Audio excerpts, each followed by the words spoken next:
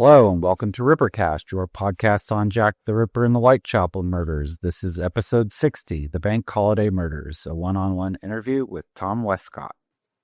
Hello, Tom. Thanks for joining us on the show today. Hey, Jonathan. What's going on? Oh, not a lot. I'm happy to be back in the podcasting chair after a pretty long hiatus. Yeah, when was the last episode? The last episode that I recorded, there were two podcasts that I recorded that for one reason or another never made it on the air. One was a one-on-one with Mike Covell, and another was a Titanic episode. And that would have been back last year around the anniversary of the Titanic disaster. And since then, Allie has kind of taken the reins, and she's recorded 3 podcast primer episodes with guests, one of which is in the editing process and it's going to be released. So it's been quite a while. Honestly, the move to California almost killed Rippercast. The Midwest is more beneficial to sitting, sitting around your house recording a podcast than living in sunny Southern California. That's good. That's all we do here. For those who don't know, Jonathan and I are near neighbors. I am in the Tulsa, Oklahoma area. And Jonathan, where are you at? I'm in Topeka, Kansas. Yeah, we're just, relative. We could drive to each other in a matter of a few hours. So, which is interesting in Ripperology because for me personally, usually when I'm talking to someone, exchanging with someone, they're across an ocean. Right. And even here in the States, they're usually in California or New York or somewhere like that. So it's good to see that Ripperology has a Midwestern United States presence. How 21st century is that two guys who've never met are sitting around on a Saturday talking about a series of crimes that occurred in a different country in the century before they were born. That's right. First century for you. Yeah, and in fact, I'll admit that I've only met one person interested in the case to the extent that they posted on Facebook and JTR forums face to face in my entire life. And that was David Gates, who lived in Lawrence, Kansas before he moved over to the UK. And Lawrence is a college town just about 20 miles down the road from me. So we met and had dinner quite a few years ago. Really? Yeah. But other than that, it's internet only for the most part for us Americans. That's exactly right. Yeah. I'm sad to say I'd never been to London. I've been asked that question since my book came out. Have you gone down there? Have you taken the tours? And regrettably, the answer is no, I have not as of yet. I look forward to it, though, absolutely, especially since so many of the people I know are indeed tour guides. I know more people in the UK than I probably know in the United States. We're sad people. We're sad. Now, Tom and I, Tom probably doesn't remember this because he has so much other stuff going on, but I first ran into you back on Ivor Edwards' forum. No, I remember that. Yes. The original JTR forums.co.uk. No, it was .com, wasn't it? Was that .co? There was a I think it was a .co.uk. It was. Okay, yes. Or maybe it was JTRforumsuk.com. I don't know. There was some kind of UK. They changed it to .com. Yeah. And that would have been over 10 years ago, I think. Yeah, you're right. You are right because Howard started his, I think, 05. So it probably would have been at least 10. Yeah, it would have been 04 or 03 that you and I would have first spoken. Right. The internet. Yeah. Now you had been involved in, like we had just mentioned, on Ivor Edwards' site for many years. Why don't you explain to us how you first became interested in the Jack the Ripper case? And also, I wanted to bring up the fact that in reading your book, and I first got this feeling when I read the freebie that was posted on Amazon, I was thinking, well, Tom's book is really one of the first, along with maybe Robert House's book, about the case that I have a feeling is born of the internet generation. If you know what I'm saying, other writers who have published books within the last couple of years, um, do post on the message boards. Some of them more frequently than others. We've had books published by people who never post on the message boards or very seldom. Neil Sheldon comes to mind. We have niche books from people who are involved in the message boards, like Philip Hutchison and Rob Clack's work, that and Andrew Firth, the more about the urban landscape of the East End than the particulars of the murder cases. Mm-hmm. But your book is really the first one I could think of from someone who has heavily been active in the internet message board community and in discussion forums since the very beginning. Well, Carolyn Morris, aka Kaz, of course, co-authored a book on the internal workings of the diary camp, and a wonderful book, I might add. And she was there before me when I first started on the casebook.org. It would have been 2 years, almost 2 years into the existence of that website when I came along. And she was one of the first people to greet me on there and to exchange. And so, and she is, of course, still very active on the boards. So she predates me as far as people who were around in that era who have published books. She comes to mind. Neil Sheldon was an early hero of mine. His original edition of Jack the Ripper and His Victims was one of the very first Ripper books that I purchased. Now, having said that, my history in the case, if we want to take it all the way back to when I was a child, I was very interested in hard rock, heavy metal music. Kiss is my favorite band. And I was very interested in horror films. I'm still interested in these things. In fact, I just spent a lot of money to get fourth row tickets to see Kiss this summer with the UK's own Def Leppard, I might add. And It's not the real Kiss, though. We should. It's the real Kiss. They've put some actors in the roles, like Catman and be fair. But here I was into horror films and heavy metal, and for young people in that time, it was there was a fascination with serial killers in the 80s. This was after Ted Bundy, but before Jeffrey Dahmer. It was in that era. It was something new that was dropped on the American conscious. This idea of the slasher films we saw in the theaters were in fact coming to life. They were real. These kind of people were out there, and you might know some of them. And I was struck, I remember, by seeing a photograph of John Wayne Gacy standing next to the First Lady of the United States, Rosalind Carter. And this is one of the most notorious serial killers of our time. And look at the life he was living while doing that. Look at Ted Bundy, who ran a campaign for a governor while killing women. These things fascinated me. These characters fascinated me. Jack the Ripper did not. He did not fascinate me at that time. I thought of him as old school, not interesting. Although I thought the name was cool, of course. How could you not? But he didn't interest me. How I found the Ripper was after years of reading true crime books, and now we're going into the 90s here. I was dating a girl who was an avid reader, and we would go to this large used bookstore near our house, and it's still there.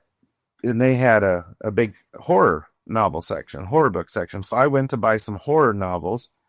Somebody had misplaced, some customer had picked up a book from the true crime section and set it in the horror section. They decided not to buy it, in other words. And their choice not to buy it would prove fortuitous to me, because while looking for a particular book, there it was. It was a paperback copy of Dr. David Abrahamson's Murder and Madness, The Secret Life of Jack the Ripper. Arguably one of the worst nonfiction Ripper books ever written, but I didn't know that because it was my first. I decided to buy it. It was dirt cheap. I threw it in my pile. I went home. I read the book. I thought, man, this guy knows his stuff.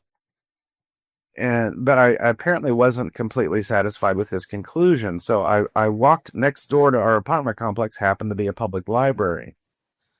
And, for the younger generation, libraries at one time, had books, not just CDs, DVDs, and internet connections. Back then it was just books. And, although they did have three computer terminals for this new thing called the internet. And so while going there and checking out Ripper books, I taught myself, or I would sit down at the computer, and whoever happened to be sitting next to me, I would ask him, how do you work this thing? And it's true that the first thing I looked up ever on the internet myself, sitting down at a computer, he showed me how to work a search engine. There was no Google back then, but I typed in, it was probably AOL. I typed in Jack the Ripper, and the first thing to come up was casebook.org, which I don't even think it had that URL at the time. It just had this long URL, but it was a Jack the Ripper website. And so I clicked it. And so as far as I can recall, the very first website I visited on the internet ever was in fact Stephen P. Ryder's casebook.org. And and I read all their pages. They have a huge amount of pages of information. I printed them out. I found the message board on there where people were actually talking and posting almost live about this case that now fascinated me. I logged in. I registered under the name Red Demon. And that was my first moniker on the site. Shortly thereafter, I changed it to, I just used my own name, and I have ever since. And but that was my introduction into the world of Jack the Ripper. I wanted to know who he was. I took out books like The Lodger, which, by the way, I never returned that one. Here in America, it's called Jack the Ripper, First American Serial Killer. Very long title. I often just refer to it as The Lodger by Stuart P. Evans and Paul Ganey. Martin Fido's book. I couldn't get Paul Begg's book, so I had to special order that from a bookstore and buy it. And around that time, again, I also purchased Neil Sheldon's self-published book, Jack the Ripper and His Victims. He was self-publishing Ripper books. He's a real, forerunner to most of us, and is still absolutely one of the most relevant researchers on the scene today, and especially in terms of victim, the history of their lives, the genealogy of the victims. So anyways, that was my introduction. I was absorbing and just reading all these books. And what happened is, during the course of this, I would notice the authors would contradict each other sometimes. And, an author would say something, and I was starting to get a little more, from reading these books, you start to, retain some of this information. And the more you read, the less satisfying each conclusion becomes, because you realize that a number of authors are simply just feeding you a pet theory under the guise of fact.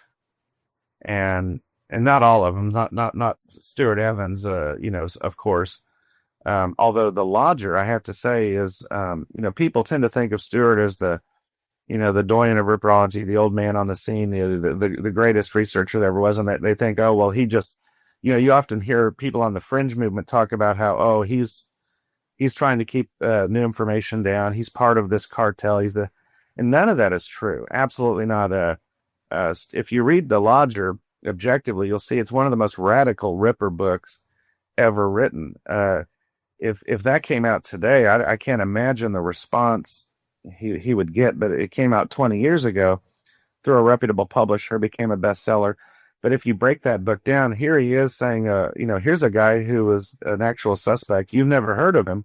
His name's Tumblety, but he, in fact, was a police suspect. And then he goes on in the book to question things. He questions, was Elizabeth Stride a Ripper victim? Far more controversially than that, he questions if Mary Kelly was, in fact, a Ripper victim. This is radical thought now, let alone 20 years ago. But he had a good basis for all this. So I hold the Lodger up as one of the absolute best examples of a quote unquote suspect book, but also, um, a great example of an extremely knowledgeable researcher going out on a limb to put ideas out there that, could come back to slap him in the face. But sometimes you've got to do that to move a case forward. You've got to be willing to step out on a limb, so to speak. And so that was a big influence when I was researching and writing the Bank Holiday Murders, which incidentally is a book I've published, and why we're doing this Rippercast. When I was putting that together, Stewart's The Lodger, was a big influence on that. Also, and maybe in particular, his book that he wrote along with Nick Connell, called The Man Who Hunted Jack the Ripper, about Edmund Reed and the police perspective. He's published a couple editions on that. That's one of my absolute all-time favorite books. It's a 400 or 500 page book that he's somehow miraculously boiled down into like 200 or less pages. It's so jam-packed with information that every time you go back to read it, you learn something new. That's been my experience. And so when it came time for me to write this book, I kind of wanted to do the same thing. I wanted to write like a 400 page book in 200 pages. Sadly, I don't possess Stewart's skill of writing. But nevertheless, I think that I have produced a book that's not long and boring, but is one that you can go back to a number of times and maybe always see something new. I hope that's the case. That's what I was working towards. Those of us that have been reading your message board participation over the years have noticed a change, in of course how everybody in the case gets comes up with new ideas, discards their old ones. You kind of went through phases that people who follow your posts can recognize. I believe when I first started reading your stuff, it was when you were into Dawnston, and then there was a period you went through where you were pretty much zeroing in on the Stride case. Mm-hmm. Explain kind of your evolution as a ripperologist and what it led you to decide finally, okay, well, I'm going to have to write a book. People have been bugging you for years about writing a book, and you would always say, oh, it's improv. You would always kind of kid and say, well, I am writing a book, or we weren't sure whether we would take you seriously if there would ever be a Tom Wescott book or not. So it's kind of explain to us how your how you evolved as a researcher in this case to the point to where you wanted to write a book. Well, you're right, though. For the last number of years, I have been saying I'm writing a book. It's coming out. People expected me to put a book out on Liz Stride. People expect me to put a book out on Charles Legrand. And instead, I put a book out on Pearlie Paul. So you got to keep them guessing, I guess. But originally, see, like most people, I got into this case with the burning question: who was Jack the Ripper? And that's and that should be the burning question, I believe. And a lot of people who stay on the scene eventually burn out. They believe, they think, oh, it's a futile question, we'll never know, and maybe they're right, but they burn out to an extent. You see it, and I think a lot of people stay on the scene because it had become a part of their life. It was a social outlet now for a number of people who were coming into it at the time I was. It's now more or less just a social outlet, and that's never been the case for me. That original question I had is still the one I have. It still burns. I'm still just as interested as I was then. Difference is I know a hell of a lot more now than I did then. Part of that journey, when you're coming onto this case, is learning about the various suspects. And you start to say to yourself, well, I just don't think this guy's Jack the Ripper, but I can't strike this guy off the list. And it's maybe your own personal biases that lead you towards certain suspects. I was in my 20s. For whatever reason, I settled on Robert Johnston Stevenson, aka Rosalind Johnston, as a very possible Ripper. I was never convinced he was the Ripper. I want to make that clear. But I did think that out of the whole bunch at that time, he was my preferred suspect. And I shared that opinion with Ivor Edwards and Howard Brown and a few others. And we would talk about it. Thankfully, Howard and thanks to Howard and people like, Mike Covell, the actor and raconteur, their research, which they put out, showed me that, okay, Johnston was not Jack the Ripper. And I was okay with that. And I said, okay, no problem. And I moved on. Howard, the rest of us, we all moved on and started looking at other avenues. But also during that time, my case knowledge increased, as it should. You have to, I believe, now for most people, this is just fun. It's fun to read about. It's interesting. It's evocative. And that's fine. But for those of us who actually, get in there and research the case, it's important to be objective. You're going to have your opinions, your biases, and that's fine. You can turn it on and off. You can say, okay, I'm going to research Kosminski, and I'm going to look at the case from the perspective of, was Kosminski the Ripper? And I'm going to evaluate the evidence that way. And it's good to do that, but only after you have objectively evaluated the evidence. If you are coming into a new piece of evidence and you already have this preconceived notion that so-and-so was the Ripper, that's how you're going to always know that piece of evidence. That's how you're going to see it. You're going to see it from a skewed perspective. And since I was never convinced Johnston was the Ripper, I was, and then early on, I was shown that he wasn't. So then there I was, suspectless, able to evaluate evidence objectively. And so my course at that point was, at the time, everyone was looking at Miller's Court. All roads led to Dorset Street. Everyone, Mary Kelly, Mary Kelly, Mary Kelly. And I said, okay, I'm going to look where no one else is looking then. And at that time, that was Berner Street and the murder of Liz Stride. Nobody was really interested in that. And so I made that an area of study for myself, and spent years studying that case and everyone involved, the working clubmen, the police, the neighbors, this and that. I wrote a series of essays on the Berner Street murder for Ripper Notes magazine, and later on for a couple of journals that Don Sowden edited, Casebook Examiner and the New Independent Review.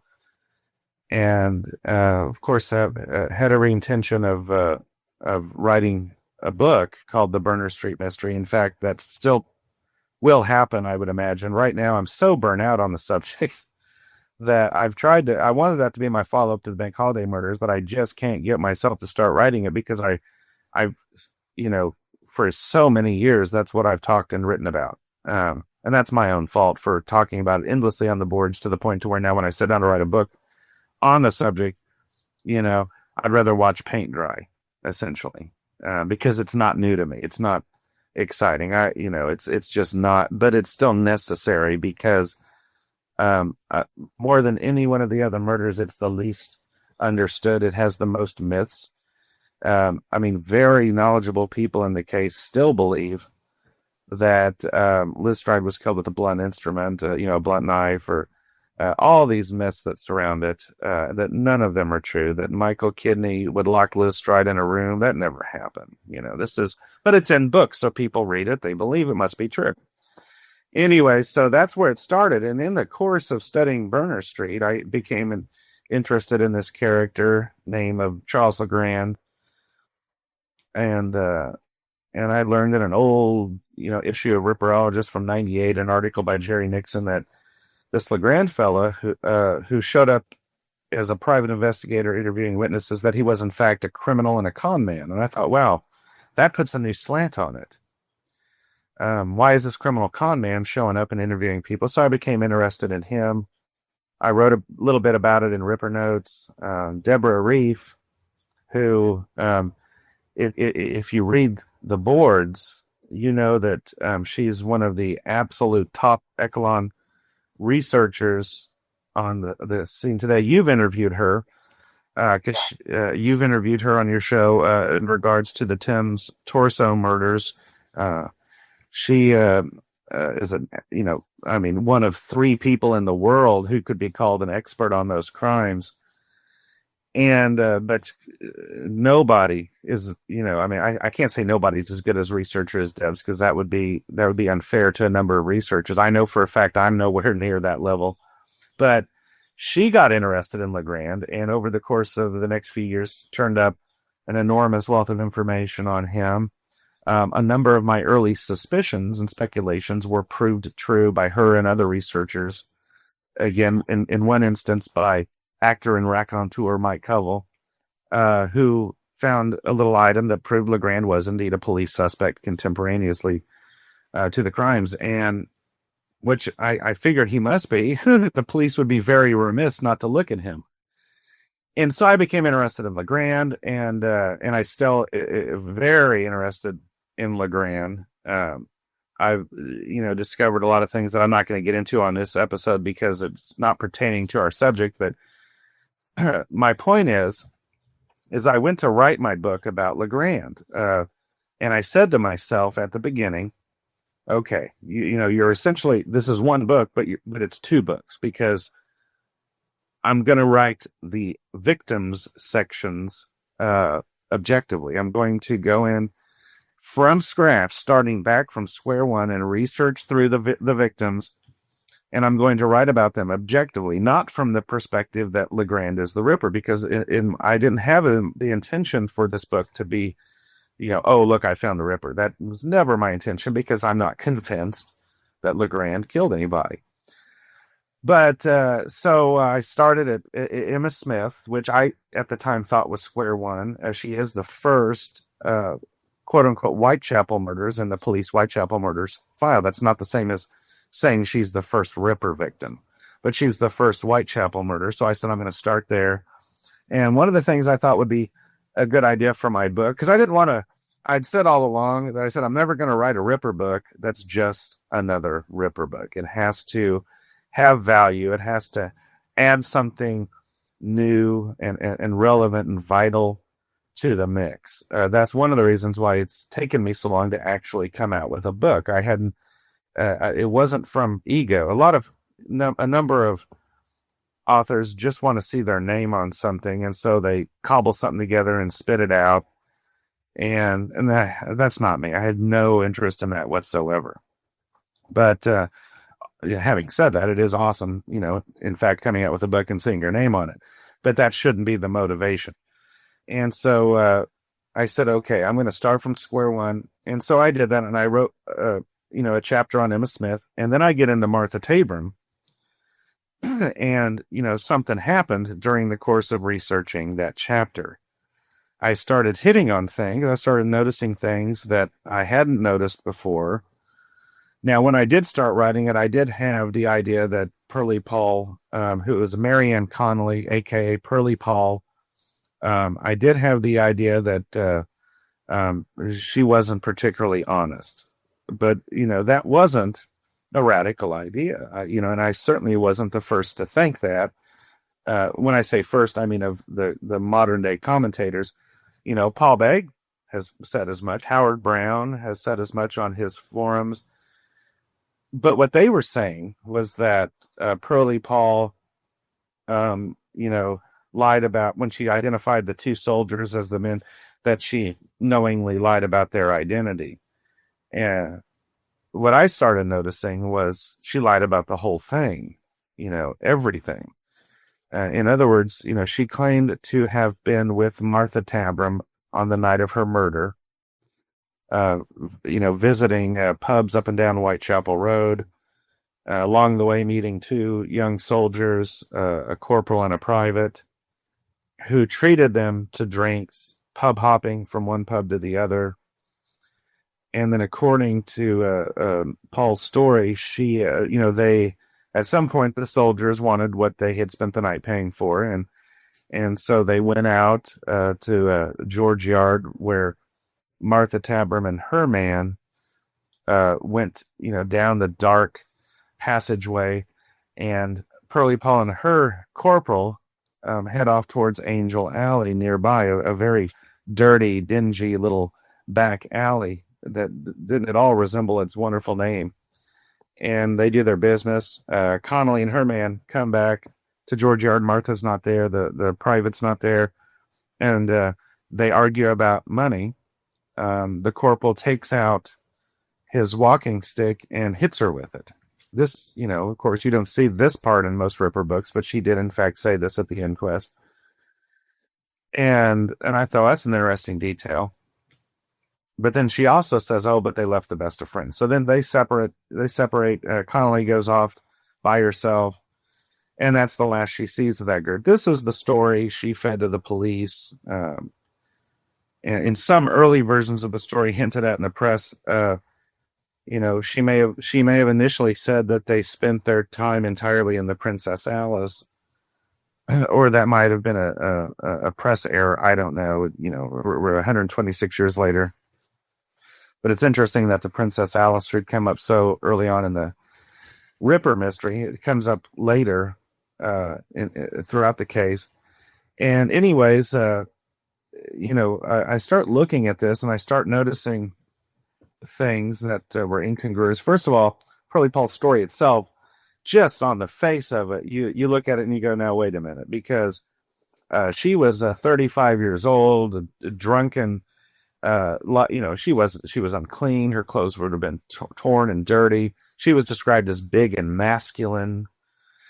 And Martha Tabram, certainly, we do have her photo. She wasn't winning any beauty pageants. But these two young dapper soldiers with pockets full of money should bypass all the young trollops in the East End and make their way to these two, and then spend all their money buying them drinks throughout the night. I mean, I suppose stranger things have happened, but on just the face of it, it doesn't seem to make a lot of sense. And I think the police felt the same way. They certainly made every effort. They talked to every business owner, every publican, every citizen, everyone in that area. Whitechapel Road, we're not talking about a huge area here. And if they spent hours, traipsing up and down, of course, somebody would have seen them. Because, again, two overweight street whores walking with two young dapper soldiers in their uniforms might stand out to somebody. But nobody saw them together. Nobody. And Inspector Reed, who had charge of the case, records this in his reports.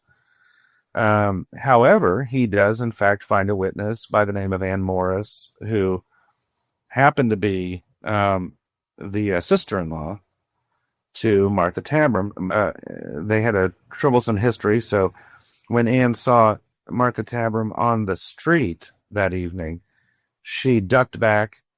She didn't want a confrontation. She didn't want Martha to see her, so she ducked back and hid and watched Martha. She was standing on the curb alone, quite alone, and then after who knows how long, Martha turns and walks towards the White Swan Public House, goes inside, and then Ann Morris is on her way. Well, this incident occurred a good hour after Pearlie Paul had Martha and her already with the soldiers as a foursome. So, yeah, it's, that in itself does not mean that Pearlie Paul was lying. As Martha could have said, "I'm going to step out for some fresh air," or who knows, anything could have happened. But this information was delivered at the inquest. And Pearlie Paul was the witness that had to follow Ann Morris. So when it comes time for Pearlie Paul to take her seat, the first thing she does is try and get out of giving evidence. She says, "Oh, I can't, my chest," and she did have chest problems. She suffered with them for years. She said, "I can't talk, and just sorry, can't talk." Well, pretty convenient, but the coroner was having none of it and had a constable stand by Pearlie Paul, and when she would speak, this constable would reiterate what she was saying to everyone there. And now at this point, Pearlie Paul, if what Ann Morris had told before about Martha Tabram being alone, if that was either untrue or if it had, a simple explanation, She could have offered that. She could have said either that woman's lying her face off, or she could have said, well, yeah, Martha was alone for a few minutes. There's a but she didn't do that. What she does instead is she now tries to change the timeline. Instead of saying, oh, I met with, Martha and I met up at 10 something. She's like, she moves it an hour later so that it makes it look like she met up with Martha a few minutes after Ann Morris saw her. In other words, she's now changing her story and lying.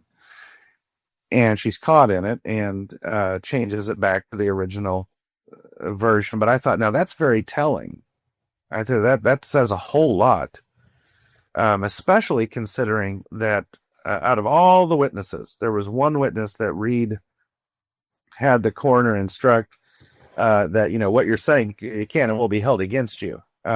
Basically, because Reed wanted to make sure it was on record that she knew this. I think Reed had every intention of, if he could prove that either Martha Tabram or Pearlie Paul were anywhere else in the city besides where Pearlie says they were, I think he was going to bring her up on charges. Unfortunately, he could never find out where she actually was. But from all the evidence that I've compiled in my book, it does appear that the entire story was a fabrication. It was a lie. And that begs the question, why? Why did she go to the police and tell this fictional story? Well, Paul Begg, in reviewing my book, who it appears agrees with me that Pearlie Paul was lying, but he suggests that she was just trying for 15 minutes of fame. That's why she went to the police. And I guess if you're from a distance, that makes sense. But if you look at it, that can't be the answer. It absolutely is impossible for that to be the answer, because while someone like Pearlie Paul might, love the attention, where was it? She ducked the press. Where's the Pearlie Paul interview? What newspaper interviewed her? Because they paid money to do this. They interviewed the Reeves, who were minor witnesses. They interviewed Francis Hewitt, the manager of the building Tabram was killed in. Numerous papers interviewed him, in fact, and I don't think I think they love the attention. Where's the one person? If you were a newsman at that time, the one person you wanted to interview was Pearlie Paul. The fact that there is no Pearlie Paul interview can only be attributed to her unwillingness. She didn't want the attention. She didn't want the interview. What it is astounding is how much money she turned down, because all she had to do is get the word out, I'm willing to give an interview to the highest bidder. And she would have made more in 1 hour than she had probably made in the last 5 years. And yet she didn't do that. So I think the argument that she was looking for attention just flies out the window. She had another motive for going to the police. What's interesting is, recently, since my book came out, one of the things I wanted from this book was to get people talking, and to get some of the researchers on the scene who are better at this than myself to take a look at some of this stuff and see what they could find out. And that is happening. I'm extremely happy to say that's happening. Stuart P. Evans, again, who I consider, he's like the Elvis of Ripperology, okay? And Paul Begg, if you're listening, you're the Beatles. You guys are both up there.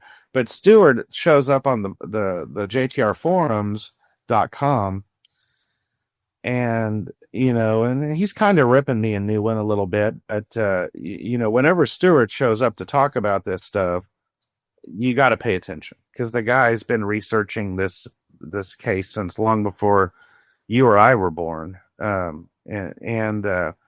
you got to listen to it. And during the course, though, of our exchange, he hit upon something that I didn't notice in my research, or I did notice it, but I didn't think anything of it. You know what I mean? Sometimes the importance of it doesn't come out to you at that time you're first seeing it.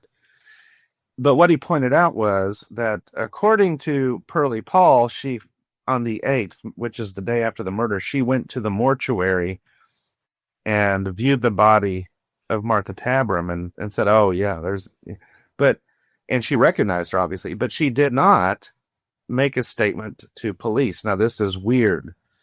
That, in fact, I don't think of any other time that someone has gone to look at the body, but not admitted to recognizing it. But that's what happened. Instead, Pearlie Paul goes back home, reemerges the next day on her own. She goes to the police station and makes a statement. And that's when she was like, yeah, that's Martha. And she becomes the very first person to correctly identify this body.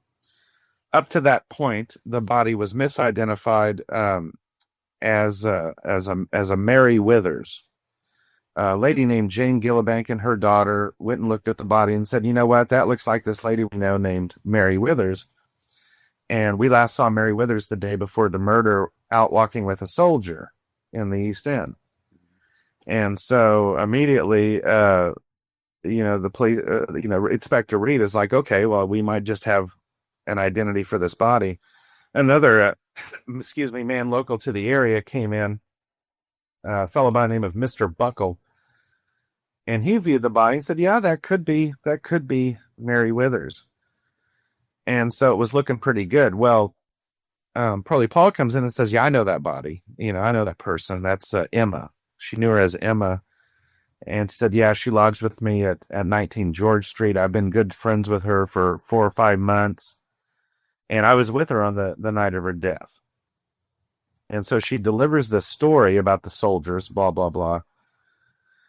And it's all a lie. Well, I get to digging, and I find this article in the Times, which was a statement from Francis Hewitt, again, the manager of the building where Tabram was grown up. Following the murder, Francis spent a lot of his time in the company with police, obviously, because they were going from one floor to the other in his building, interviewing every single person who lived there. And I would imagine during his time with the police, he heard a lot of things and learned a lot of things. One of the things he learned, but he either got the details wrong or the reporter he spoke to got it wrong, but it came out in the papers on the 8th that the victim had last been seen in the company of some soldiers, meaning plural, on the night of her murder. This is a garbled version of Jane Gillibank's tale of Mary Withers having been seen with one soldier on the day before the murder. Well, it's I don't think it's coincidence at all that when Pearlie Paul shows up with her fictional story that she has relied on this newspaper account to say, okay, I'm going to use the facts in this newspaper account to present a story the police will believe. Because she believes that Martha Tabram was seen with 2 soldiers on the night of her murder. So she simply inserts herself into this story that she thinks is factual and presents it to the police. Well, it's not factual. It was not Martha Tabram seen with a soldier. It was Mary Withers, and it was the day before, and it was with one soldier. So when you start putting all these pieces together like I did, you realize not only that it was a lie, but you start to find out that this lie came into play from a Times article. And I thought, well, that's weird. What's she doing reading the Times? Well, she wouldn't have been. Again, that would be, like I say in the book, like some of the homeless people in Central Park in New York City standing around reading the Wall Street Journal. It could happen. Most of them are literate, I'm sure, but why? Why would it happen? And I thought, well, it makes a lot more sense that Pearlie Paul, because I didn't believe her as the killer. People have asked me since the book came out, why don't you accept that she was the killer? Because there's all this evidence. And I say, I don't believe Jack the Ripper was a woman, and that's not me being sexist. It's just a simple look at the murders, look at the crimes. Whoever committed these crimes, I believe, was tall, much stronger than his victims, knew how to use a knife. There's no evidence to suggest that Pearlie Paul knew how to use a knife. Although she was big and masculine, she was also in poor health. And I don't think why would she go around butchering up women? And where in the last 126 years is there a case of another woman doing this as similar crimes? It's just not there. So no, whoever killed these women was either one or more men, but it looked like Pearlie Paul knew who these men were. She was either working to cover up for them or was working to cover up for them on someone else's behalf. And that's when I started looking at the men in her life, which I'm sure there was a lot more than we know about, but the one that stood out was John Satchel, her landlord, and also Martha Tabram's last landlord. And I said, well, here's a guy who was, in fact, in a position to pull her strings. That doesn't mean he was the one, but he was in a position to do so. But he's a virtual non-entity in Ripper literature. Where you look through the books, you might see his name pop up here and there, and as a footnote. John Bennett, again, one of the absolute top researchers in the field today, has put out a lot of wonderful information on these lodging housekeepers, which I'm not shy about referencing in my book. But John Satchel, otherwise, I don't know much about him. He's this non-entity. Who's this guy? And so I start looking into that, and it just snowballed from there. Once I got intrigued in Pearly Paul, I realized everything I knew about the Tabram investigation was wrong, which is in fact the case. Then I had to go back. I tore up my Emma Smith chapter. I got rid of it. I had to go back and rewrite that from square one, because it changed everything. And that's when I realized during the course of this that my quote unquote Charles LeGrand book was going to have to wait, because I was on to something totally different that would not just be two little 10-page chapters in a larger book. This is going to stretch to hundreds of pages, and it's a separate book altogether. And so at that point I realized, okay, I'm writing something else here, and I don't know what it is yet. I got to stop writing for a while and do a lot more research, and that's what I did. And then when I went back, I decided what is this book I'm writing? It's something like this has never come out before. It's a Jack the Ripper book, but it's not about Jack the Ripper. What do you do here? And I made the decision. I was trying to come up with the title of it, and I said, the title's already there. It's the title of my chapter for my original book was going to be called The Bank Holiday Murders, because Emma Smith and Martha Tabram were both killed on bank holidays, which is an interesting fact when you think about it. And so I said, there's the name of my book. And everyone was like, no, you got to call it Jack the Ripper, and no one will buy it. And I said, well, I'm not writing this book to get rich or sell a ton of copies. I'm writing it to get it in the hands of the right people, the people who will care about this. And I said, I think they'll find it. So I called it The Bank Holiday Murders. I wrote it, I researched it, and I realized at some point you do have to stop researching.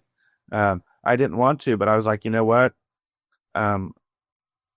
You got to put this out, because I think to get it to the next level, I'm going to need help. I'm going to need the input from other people. I'm going to need to find out where my mistakes are, if I've made some. The only way to do that is to put it out there. And so that's what I did. It came out February 18th, not even a month and a half ago. And it's been an awesome experience. I'm going to come up for air. I hope you haven't fallen asleep on me, Jonathan. So I'm going to stop right now. Still here. Pick it up in a minute. Here we go. I'm stopping. Okay. Well, I'm just going to ask another question, and you'll just have to start right back up again. So that's the nature of the show. You'd mentioned Emma Smith, and we'll get to her murder. One of the interesting aspects of the Emma Smith murder, I want you to touch upon, and I'm sure you'll elaborate as far as what you included in your book, but what is the press's reaction to these early murders? Oh, yes. Initially, and according to Emma Smith herself, she was set upon by a gang, 3 men. She identified, one of which could have been around the age of 19. I don't know how they were able to get that exact age of one of her attackers, considering she admitted that she didn't know who these people were. But then the police and the press, acting with them, were reporting after the Tabram murder, and then even up through Nichols, the similarities, of course, were noted between the Smiths murder and the Tabram murder, and then even into the Nichols, and in some cases the Chapman one. Mm-hmm. And so you get this newspaper, whether it's the nature of their competition or what, but when one newspaper would say Emma Smith was set upon by a gang, Martha Tabram was murdered, we believe that the same people who killed Martha Tabram were responsible for the Emma Smith murders, therefore they're both gang related. Right. But then another newspaper would come out the next day and say, ha ha ha, you see what they just said? Well, that's completely ludicrous. Martha Tabram was killed by a single person, so therefore Emma Smith must have been killed by they at the initially they wanted to tie these two murders together.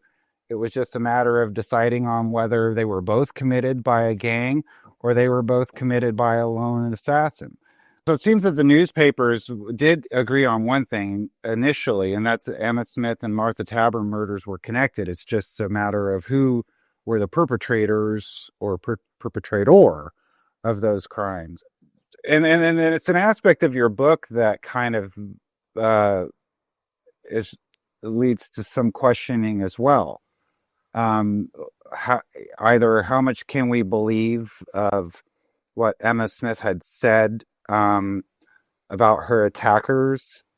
Would she have made up a story, for instance, or is there, or is there something going on else going on here? So maybe you can comment a little bit about that. Well, for starters, I'm glad you did mention the press in connection with these early murders, because one of the things that gets commented on is the progression of violence in the Ripper murders. They say, oh, there's a progression.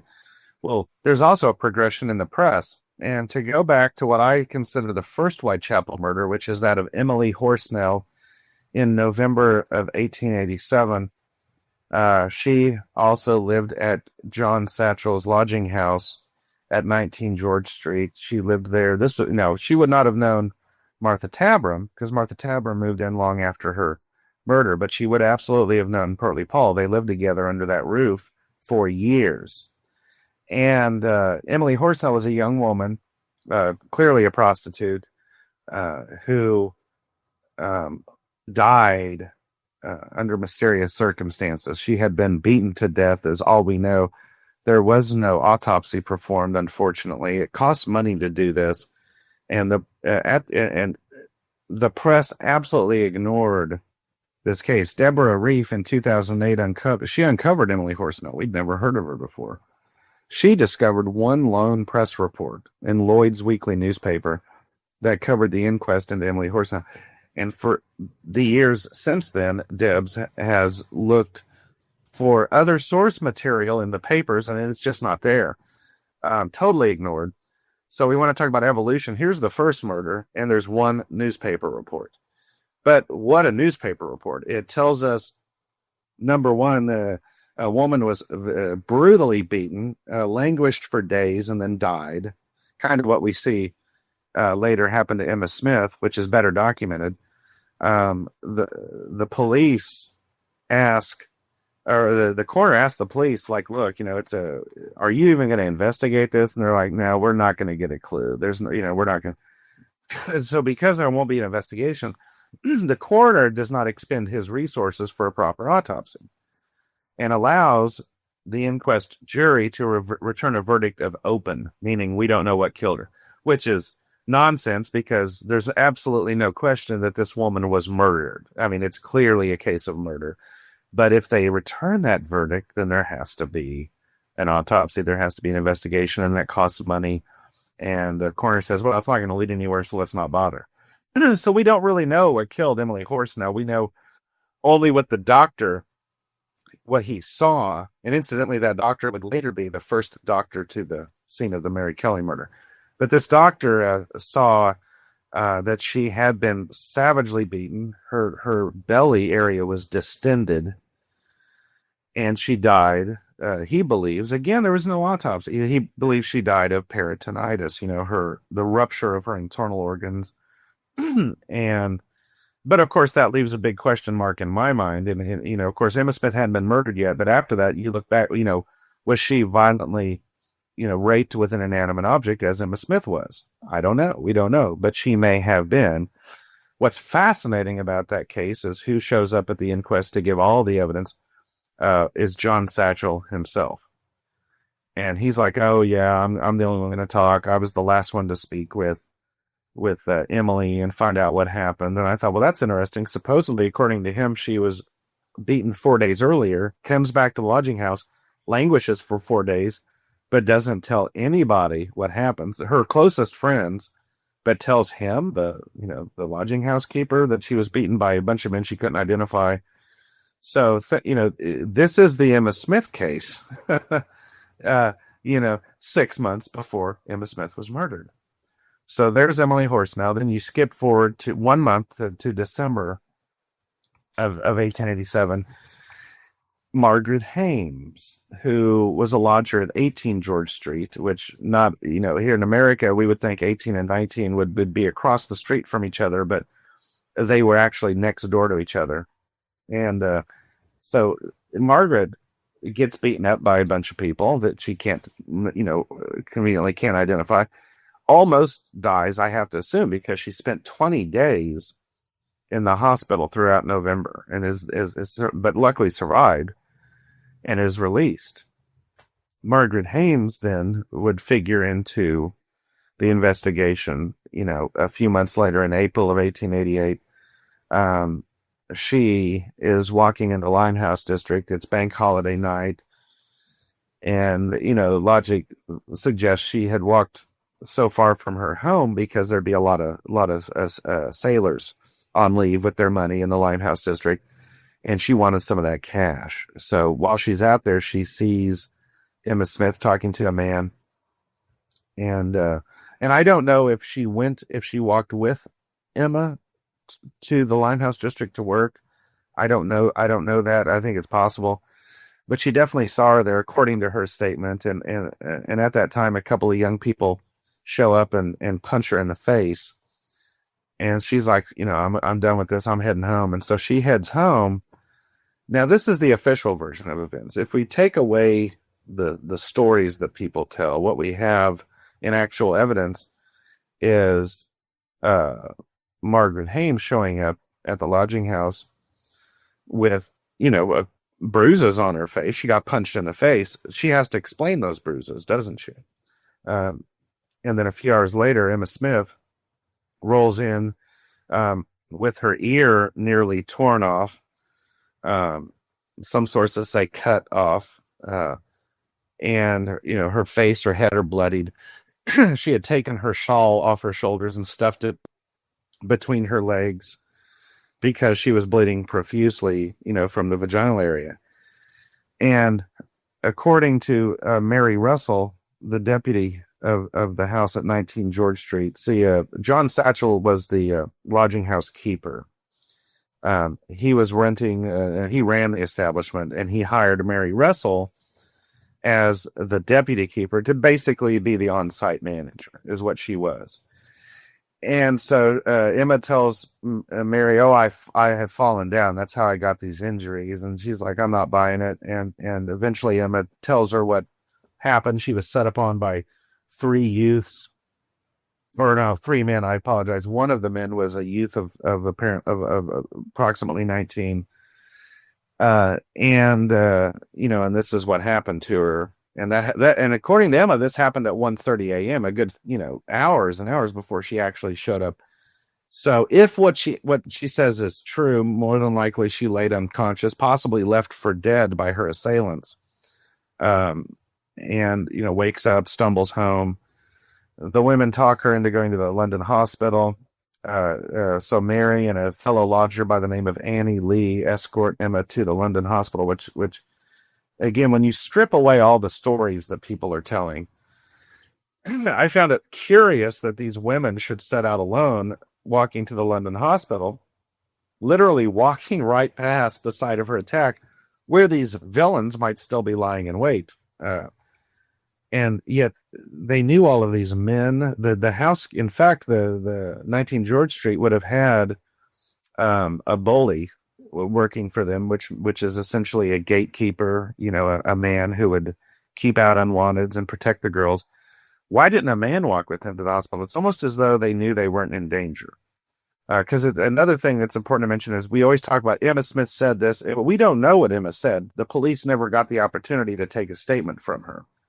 It's all hearsay from two sources, Mary Russell and Dr. Haslip, the 23-year-old doctor who was in charge of London Hospital at the time. And it doesn't appear he actually wrote anything down. Nobody wrote anything down, she said. They were reciting what they heard from memory. And so anyways, when the police are eventually made aware that this has happened. Nobody reported it to the police, not the women, not Emma, not Dr. Haslett, nobody. When they eventually became aware, they talked to the constables. The constables said, nope, we didn't see or hear anything.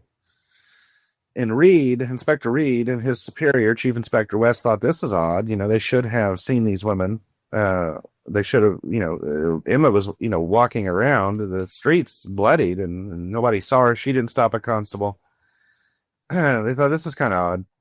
And they went to look at the site that Mary Russell said that Emma pointed out the site of her attack. So they went and looked. They looked around the whole neighborhood. They found no blood. Now, this woman bled profusely, not just from, her nether regions, but from her head. Her ear was half gone. So not one speck of blood. And it hadn't rained between then and the time the police were looking. And I get to thinking, well, knowing what I know now about Martha Tabram and Curly Paul coming forth to tell lies, what if things happened differently than what these women said? So, and I thought, if you're going to tell a lie and to cover up from someone, you have to change certain things. You have to change the time. You have to say, oh, the murder happened at a time when the actual killers would have had an alibi. In Emma Smith's case, you would have had to change the location of where it happened. You change the location and the time, then whoever actually committed it will not be a suspect. And at that time, Emma Smith had no idea she was dying. That's important to remember too. When she spoke, she thought, I'm going to recover like Margaret Hames did. She would have been well aware of what happened to Margaret a few months earlier. I'm going to recover like she did. I'm going to get out, and I've got to go back to that world. If I snitch on who did this to me, I'm in trouble. I'm in serious trouble. That was not an option. It's an easier course to say I was set upon by strangers. And I think that's exactly what happened in the Emma Smith case. I don't know that. And maybe it happened exactly like she said. Why not? But then where was the blood? And then, this curious question of the constables on the beat around that area, being totally mum. Chief Inspector West actually uses the words deny. They deny having seen anything. Not that he doesn't state as a fact that they didn't see anything. He simply says they denied it, which to me suggests he believed they did see and hear more than they were saying. And then my research continues, and I find out, well, these lodging house keepers had a number of the policemen under their thumb, and John Satchel was one of those men. So, and Daniel Lewis, who was next door neighbors to John Satchel, who owned, or I should say, I don't recall if he owned it, but he was the lodging house keeper of 18 George Street, where Emma lived. They were all pretty tight. These various lodging house keepers were all friends. They were mostly Irish. They would intermarry. And so there was a strong connection base. Plus, they were in the same business together. I mean, they were in the exact same business together in the same area, same clientele. And these guys were extremely powerful in the East End. They were, if you watch the Godfather films and you see how Vito Corleone comes up and eventually, is the godfather of his neighborhood, everything goes through him. That's how it was with these lodging house keepers in that time, in 1888 in the East End. And you did not speak out against them because they owned they ran everything. The food you ate, the beer you drank, the place you slept. If you wanted to walk safely down the street, you didn't rub them the wrong way. So again, Emma Smith, thinking she was going to recover from her wounds, would have had this in mind. And let's say, if she did know her attacker, she still would have told us the same story. She would have said, I didn't know who these men were. Margaret Hames, same thing. Emily Horsnell, same thing. Had she lived and made a statement, which incidentally she did live for 4 days and didn't make a statement, didn't go to the infirmary, didn't go to the police. Interesting, isn't it? So, and this keeps happening. And these are two houses next door to each other. We're now at a body count of 2 dead women and 1 almost dead woman from 2 neighboring houses. Now you skip forward to August. Martha Tabram moves into 19 George Street. Weeks later, she's the next victim. And back up here a second. You had mentioned in your book the probability that Mary Russell would have had delayed in taking Emma Smith to the London hospital Yes. until the proprietor of the lodging house arrived on the scene, and that's an important. I don't think you mentioned that yet in the show, but that's an important point in illustrating the hold that the lodging house keepers might have had. Yes, it is, and you could say it's speculation on my part because it is. I don't have a document that says Mary Russell ran over. Daniel Lewis lived very close by, so it wouldn't have been much to go get him. I don't have a document, but you have to understand these lodging houses ran by protocol and procedure, just as the police would have. So, like in the case of the police, when you can say, well, procedure says they would have done this, so then you can say, well, even though I don't have a document that says they did this, it's logical to assume they did because that was their procedure and protocol of the time. Well, I'm applying that same thinking to the lodging house keepers when we look at the Mary Kelly murder. Who discovered Mary Kelly's body?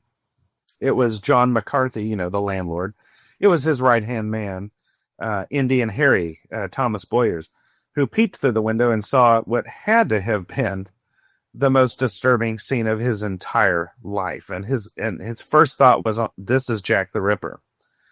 And so what would you or I do at that moment? We would have hightailed it to the nearest constable or police station. That's what anybody would have done. But that's not what Thomas Boyers did, because procedure and protocol dictated in his position that he take that information to John McCarthy, which is what he did. And then it had to be John McCarthy's decision whether or not to go to the police. And then you look at across the street, down the street from McCarthy was William Crossingham and his 35 Dorset Street, which figures heavily in my book. The 1901 murder of Mary Ann Austin. Once again, they had to wait for word from William Crossingham to see what to do. And then what do? They move a body. They move evidence. They dress the body. They lie about everything. People throw the word conspiracy has, much like the word legend or genius, is overused to the extent that it lost its meaning. But it's also taken on this idea, if you say there's a conspiracy, then you're a conspiracy nut. And the idea then, therefore, the suggestion is conspiracies don't exist. But what is a conspiracy? It's when two or more people agree on a plan, a course of action. You and I, for instance, have conspired to create a podcast. And so conspiracies do exist. Now, if you look at the Mary Ann Austin case, which is discussed in my book and is based upon the researches and writings of Rob Clack in a much longer, detailed, and thoroughly exceptional article or essay called Death in a Lodging House, published in Ripper Notes and now available for free for reading in the dissertation section of casebook.org. You can go read it there. This is the single best documented case of conspiracy amongst the not only the lodging house keepers, but the lodgers themselves. They all had to fall in line. You had to do that. It was a system. It's like in the prison system, you have a code you have to follow if you want to survive in a prison. That's what this was. And you can see that detailed and documented in the Mary Ann Austin case.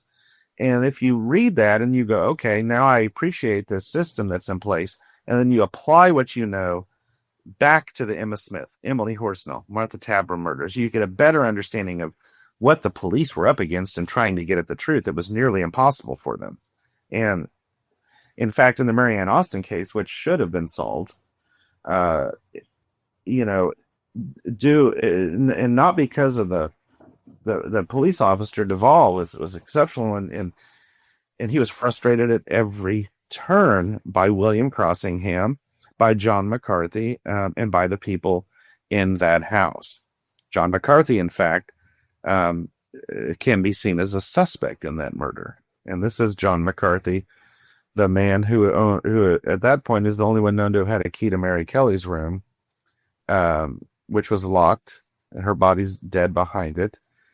And instead of producing a key to open the door, he says, "Oh, I don't have one," and proceeds to beat the door down, and with a pickaxe. whether or not that actually happened. He probably just pried it open, but we like to say he beat it down. It's dramatic. And, you know, these people are pretty suspicious. They're pretty suspicious. And then after the course of my investigation, which I centered the book around Pearlie Paul because, bodies pile up around this woman. She's, we're now at 19 and 18 George Street. We've now got a body count of 3, and we've got an almost dead woman in the person of Margaret Hames. That's 4 vicious assaults in a very short time frame. Pearlie Paul moves from 19 George Street to 35 Dorset Street. Within in that same time frame, Polly Nichols, as I put in my book, moves into 35 Dorset Street. This is not discussed in any Ripper book prior to mine. My source is her death certificate, which has been publicly available on casebook.org and other sources for years. And somehow no one wants to mention it because I don't know, I think it might be inconvenient because the sources have always said her final address was 18 Thrall Street. And no, her final address was 35 Dorset Street, living under the same roof as Pearlie Paul. Now, did the two know each other? I have no idea. They would have been there together for a very brief time. They may have known each other before they ever stayed there, or they may have never spoken 2 words to each other as long as they lived. I don't know. What I know is Pearlie Paul moves from a house where everyone around her is dying to a new house, and boom, Polly Nichols is murdered, becomes the first canonical Ripper victim within weeks. Boom, Annie Chapman is murdered, also living at 35 Dorset Street. So she's, Pearlie Paul is like, Jessica Fletcher on the TV show Murder, She Wrote. She can't blow her nose or step out back to use the loo without someone dropping dead. And in Murder, She Wrote, that's entertainment, but this is real life, and that does not happen. But let's say it does happen. Let's say, okay, she's, people die, no big deal. It's coincidence. Okay, can be coincidence. What is not coincidence was her personal choice to lie to the police and throw their Tabram murder completely off track, which she did successfully do. She went to first she goes in to make her statement, says, I'll be back the next day to attend an identity parade at the Tower of London to look at their soldiers. She doesn't show up. She instead tells her fellow lodgers, I'm going to go kill myself. And she leaves, and she goes into hiding. The police track her down. They bring her back, make her go to the parade. And she walks around like she owns the place. As the one press reporter said, she's arms akimbo, walking around going, he ain't here, with a great deal of feminine emphasis. So apparently her chest was clear on this day. She could speak loudly. And, again, very conveniently at will. So, but she says he's not here. And then she goes, oh, he had a white band around his cap. That makes him one of the Coldstream guards. That means Reed has to go put up, organize another identity parade, thus buying more time, stalling the investigation further. She then shows up at that second identity parade, a totally different person now, by the way. She's no longer enjoying this. She wants it done as quickly as possible, and just quickly picks out 2 soldiers and says, yep, that's them, gotta go. And, it's interesting. There's a source I did not include in my book, but I'm going to mention it here, and it's Walter Dew, who I use him heavily in my Emma Smith chapter, and I chose not to in my Martha Tabram chapter because I wanted that to focus on Inspector Reed. But Walter Dew was a subordinate officer to Reed. He was involved in these 2 investigations, Emma Smith and Martha Tabram, and he, in his memoirs, written many years after the murders, but he includes the comment that it was believed that Pearlie Paul merely picked out 2 of the first soldiers she saw. In other words, her entire identity was, in fact, a lie. And so people have, since my book came out, going, well, you don't know that Reed disbelieved Paul. I'm like, yeah, I pretty much do. I mean, if you read my book, there's lots of pieces of evidence. And here's another one of his own subordinate officers saying, yeah, she pretty much just picked out the first 2 soldiers she saw. And it was not an honest identification. Well, by identifying innocent people, she's further shielding the real people who committed these crimes. Did she go against her will? Was she paid? Or was she a willing participant in the cover-up? I don't know. But I do know that that according to the press, the police had her followed. You don't just have your witnesses followed. You have, they had her followed and watched. And there's something extremely suspicious about this woman. And then she goes to Dorset Street, and Polly Nichols is murdered. And lo and behold, guess who's going to the police again? It's Pearlie Paul. And she's got a new suspect. She's got a new story. And that's, what's going on here. And this time, based on the press reports, her story is supported by two witnesses, Eliza Cooper and Elizabeth Allen, both residents of 35 Dorset Street. In fact, it appears Eliza Cooper worked in some sort of, she wasn't the lodging housekeeper, but she had some sort of authority there, because when Annie Chapman, Ripper victim Annie Chapman, needed soap, she was told, go see Eliza. Eliza oversaw the soap. So she wasn't just a lodger. She had responsibility. And so there's no way Marion Conley, Pearlie Paul, could have avoided knowing Eliza Cooper, as has been suggested. So then Annie Chapman gets into a fist fight with Eliza Cooper, Pearlie Paul's friend, and next thing you know, is dead. So here once again, and then she's looked at, Eliza Cooper is looked at with suspicion, and I'm sure throughout this, at different times, Pearlie Paul had to have been looked at with suspicion. Pearlie Paul, I believe, knew all the victims. I can't prove that, but I do think these 5 consecutive murders, she's either living with or next door to the victims. 5 murders and Margaret Hames. That's 6 victims consecutive. And then right after the Annie Chapman murder, Pearlie Paul disappears, is never heard from again in the case. Her credibility was shot, obviously. She couldn't, it's not like she could go a third time to the police and say, oh, I have more evidence or a clue. No one's going to believe anything she said. She's the boy who cried wolf. So anyways, that's the Pearlie Paul story in a nutshell. But to go back to your original question about the press, there is an evolution. Emily Horsnell, one article. Emma Smith, her case wasn't really covered, but her inquest was. A number of papers covered the inquest. Now with Martha Tablin, the press becomes more interested. Like, something's going on here. And you mentioned to me, Jonathan, you said the press connected the Smith and the Tabor murder, which is true. But not only the press, the police did. Inspector Reed, Walter Dew, went to their deathbeds believing these women were killed by the same man. And I find this very powerful, because if Reed, in numerous sources, says one man killed Emma Smith. Well, what about the group of 3? We don't know why he came to disbelieve that story, but we just know he did. And that intrigued the hell out of me, and I wanted to know why. And that was part of the impetus of me looking really close, as I don't know why Inspector Reed decided that this hearsay story of the 3 men attacking Emma Smith wasn't true. I just know that he did conclude it was not true. And so Walter Dew, he talks about it specifically in his book. He mentions an early theory being the Whitechapel blackmailing gang, and he didn't think that was the answer. So, very intriguing. And then, of course, the Nichols murder happens, and new investigators get involved. Inspector Aberline and others who I think were also involved in the later stages of the Tabor investigation, which is why they were so on hand for the Nichols crime.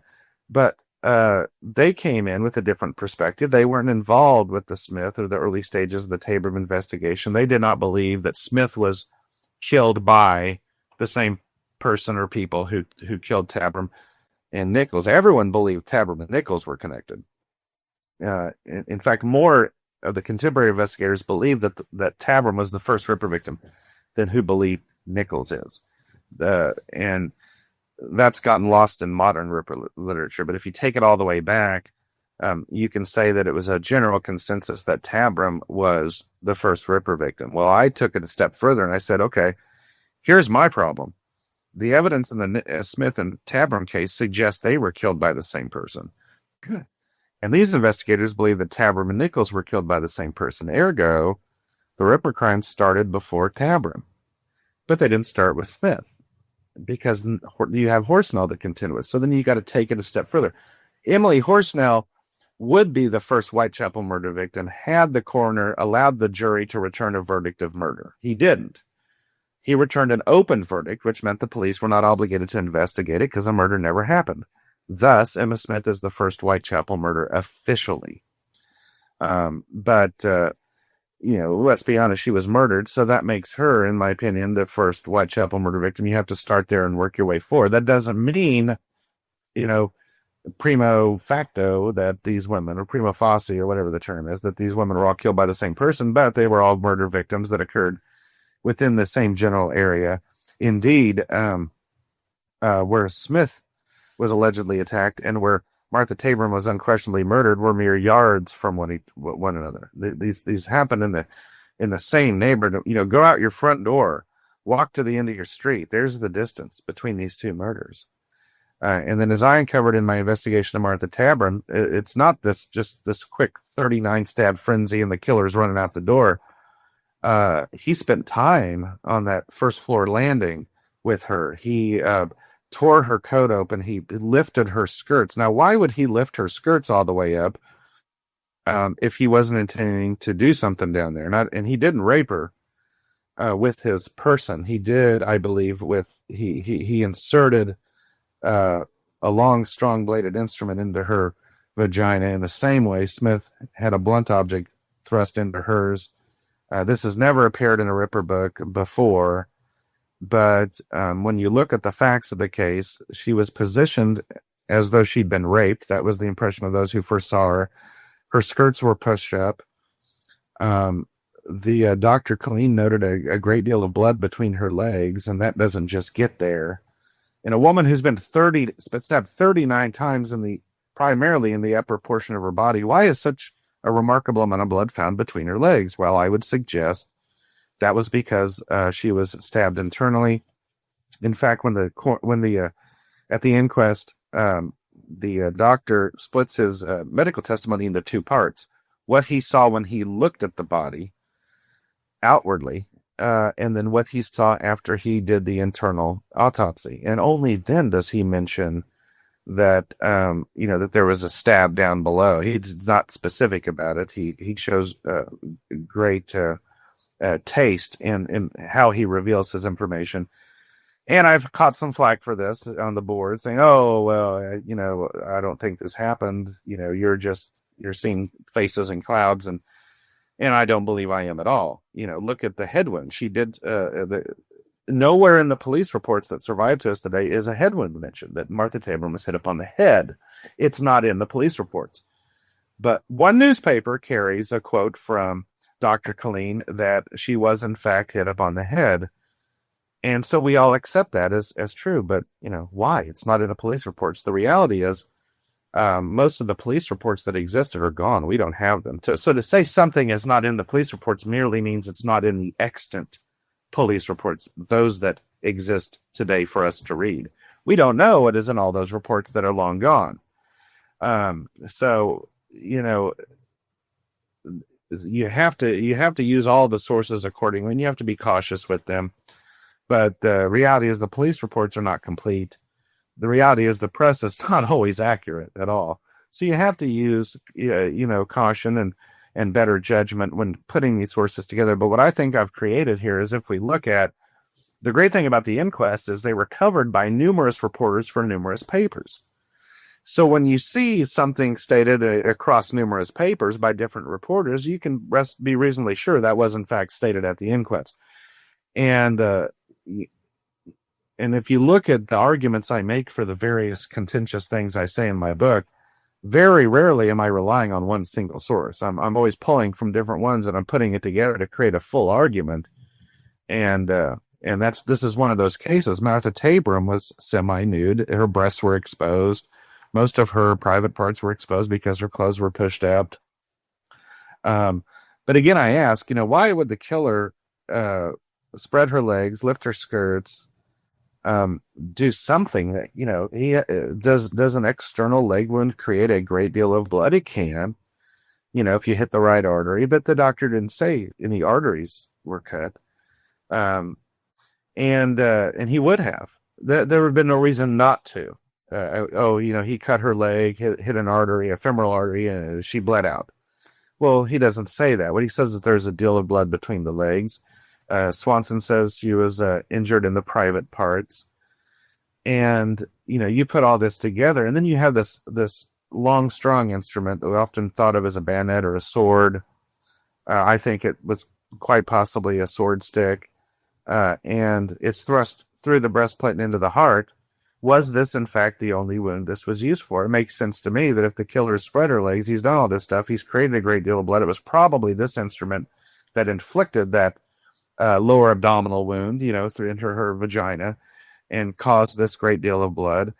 Dr. Clean did the best he could to determine if this woman, who at the time was unidentified, had ever bore children, and he thought she had not. But in fact, Martha Taberman had a number of children. Why couldn't he tell that she had? Possibly because that whole region down there was destroyed. And so there you go. Do I think Smith and Taberman were killed by the same man or men? Yes, I do. Do I think Emily Horsnell murder was related? Yes. Then the big question becomes, are these three murders connected to the later murders, beginning with Polly Nichols? And when I look at the medical evidence of Polly Nichols, it becomes more difficult to draw a connection between them. It is different. And so I go back and forth on it. I do think the murders are connected, but that's not to say that it was the same man that killed Polly Nichols, killed Martha Taberman. But that doesn't mean the murders can't be connected. The whole leather apron scare is, and specifically how it relates to John Pizer, is something that you believe could tie some of the later canonical 5 murders, starting with Polly Nichols, to these earlier murders that you've been referring to. In that Pearlie Paul, you believe there's a possibility, anyway, that she might have been the first one to point to John Pizer as Leather Apron. So if you could, without going into too much detail, because it is going to be a subject of a later podcast, kind of explain to our listeners how the story of Leather Apron first arose, and then how John Pizer became identified as Leather Apron. Okay, well, let's see here. Well, first we'll talk about what Leather Apron is, because oftentimes the name Leather Apron and the name John Pizer are synonymous. I don't think they should be.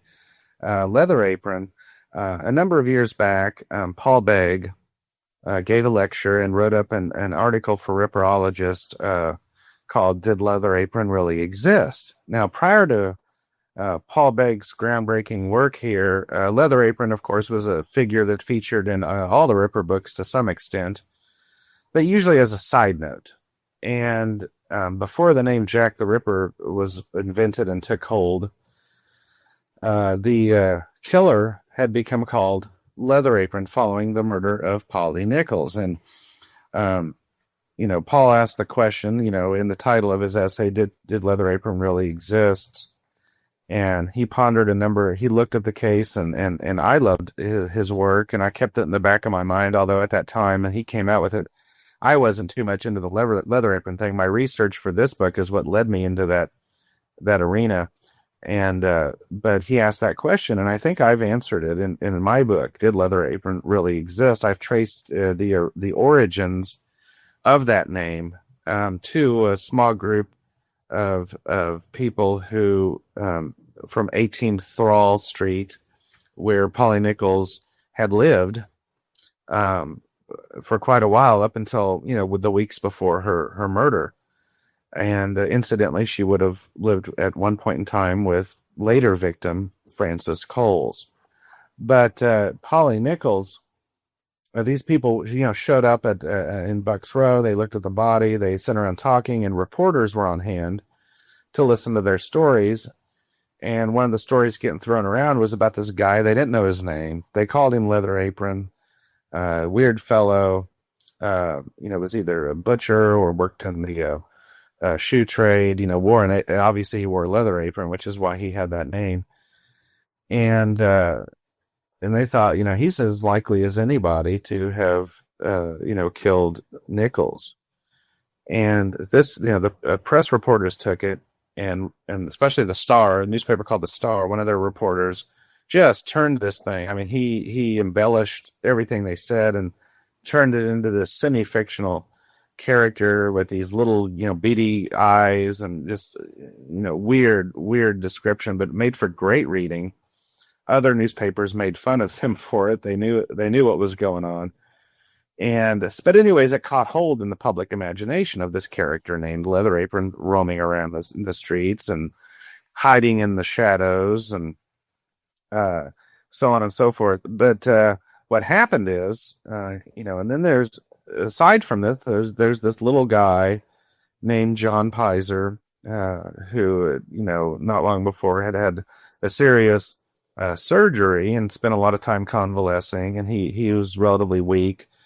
He was a socialist. He was Jewish, and he, would live in various lodging houses or boarding houses, and occasionally stay with relatives. These relatives were near neighbors of Sergeant William Thicke, and that comes into play a little bit later.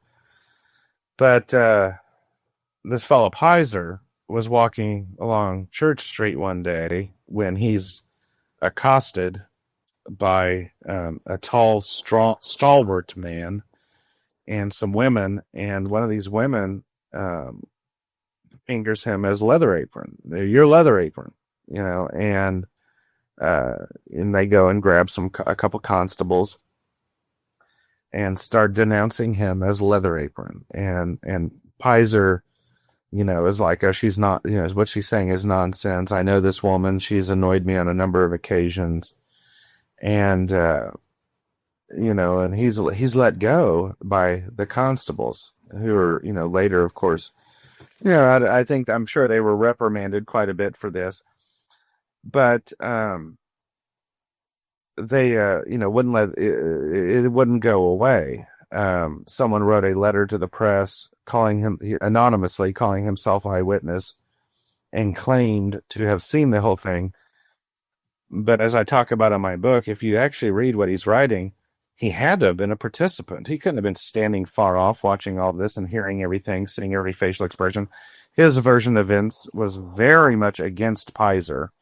And, whereas these women were come off like heroes, Pizer's again, this evil, menacing guy.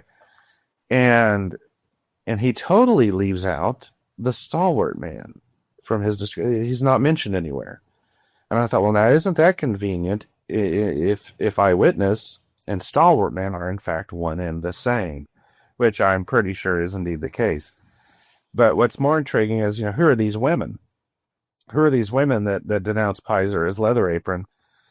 And we don't know much about them. I mean, clearly they were East End women.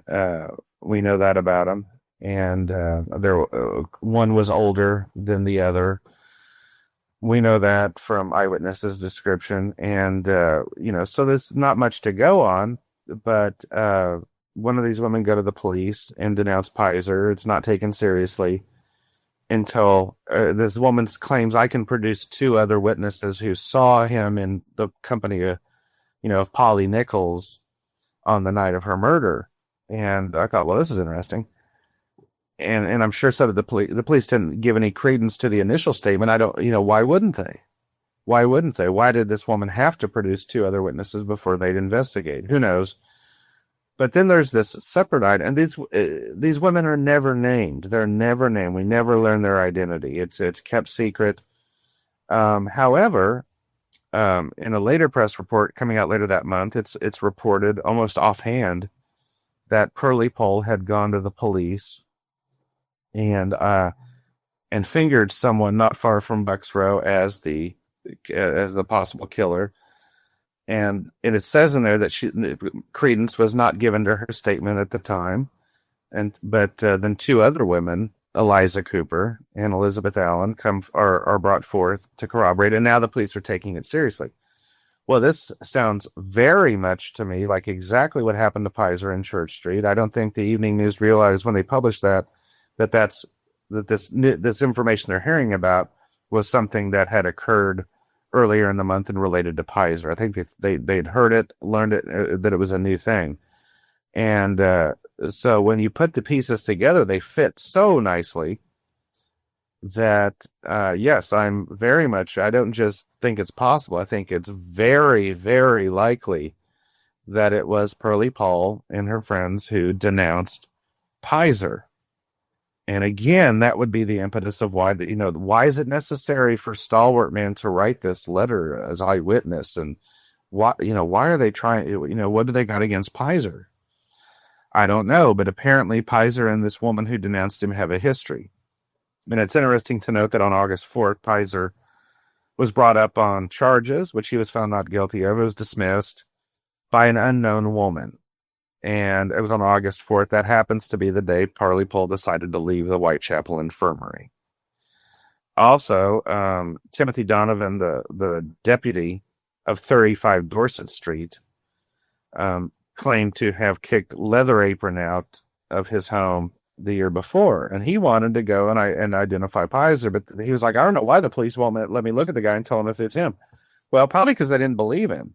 They already knew the hell I guess something was going on here, and it had to do with 35 Dorset Street and a framing. They knew John Pizer was innocent. That's why they didn't let Timothy Donovan go look at him, is they were sick of people pointing the finger at Pizer, and all these people came from this one little group.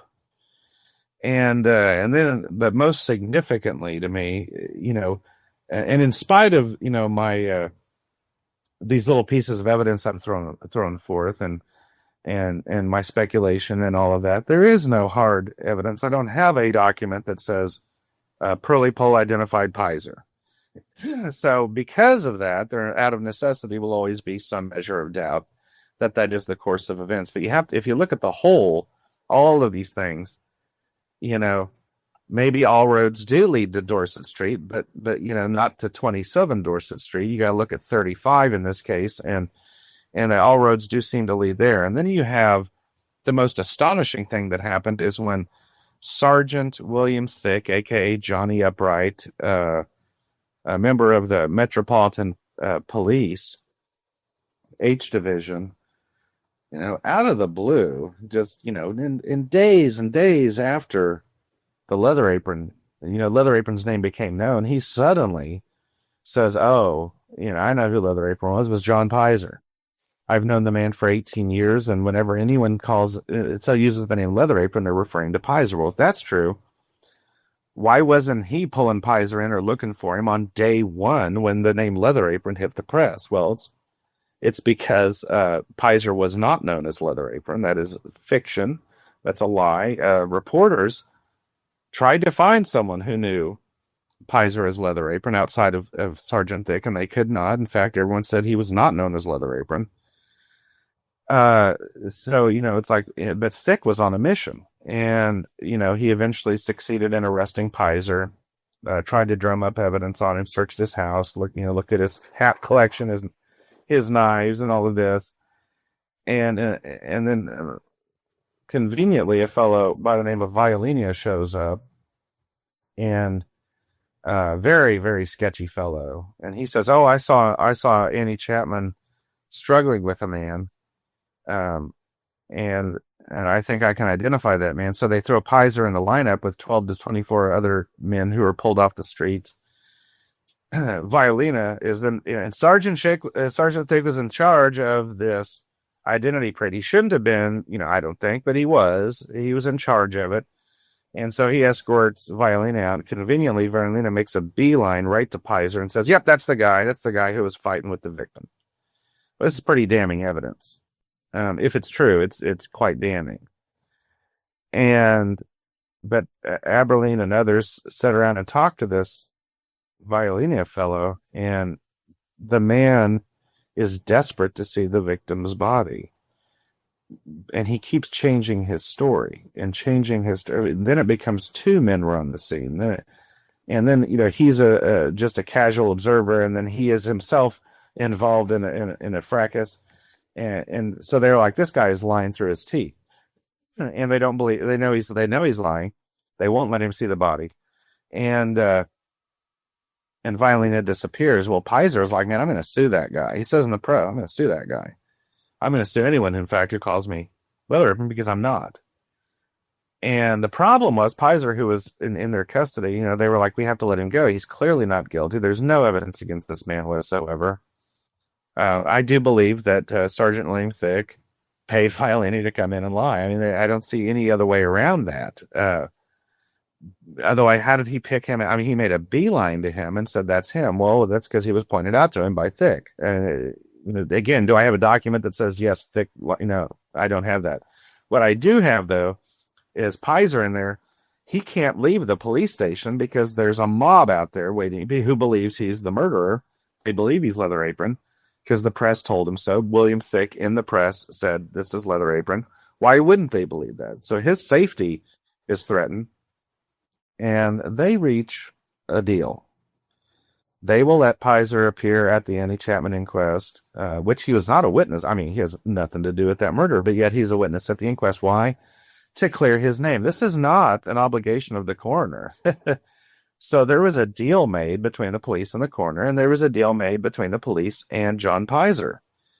You will go in there. We will clear your name of any involvement with this murder, but you got to stop denying your Leather Apron. And you can't sue us, by the way.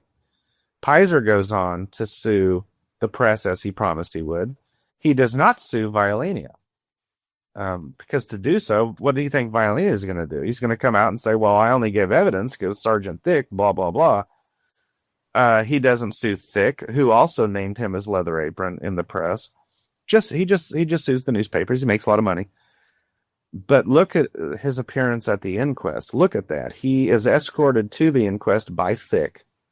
He is made to sit next to Thicke in the hall, and then when they're called in, he sits next to Thicke in the back. He gives his evidence. The coroner, are you Leather Apron? He says yes. And then Pizer goes on at the very tail end. He starts trying to say something. He's like, I've known Thicke for 18 years, and I know he's, Pizer's getting ready to try and say, I just can't believe that he would say this about me. But the coroner cuts him off. That's enough. You said all you need to say. You can go. He goes back, sits next to Thicke, where they talk amicably amongst each other. There is still strong resentment against Pizer.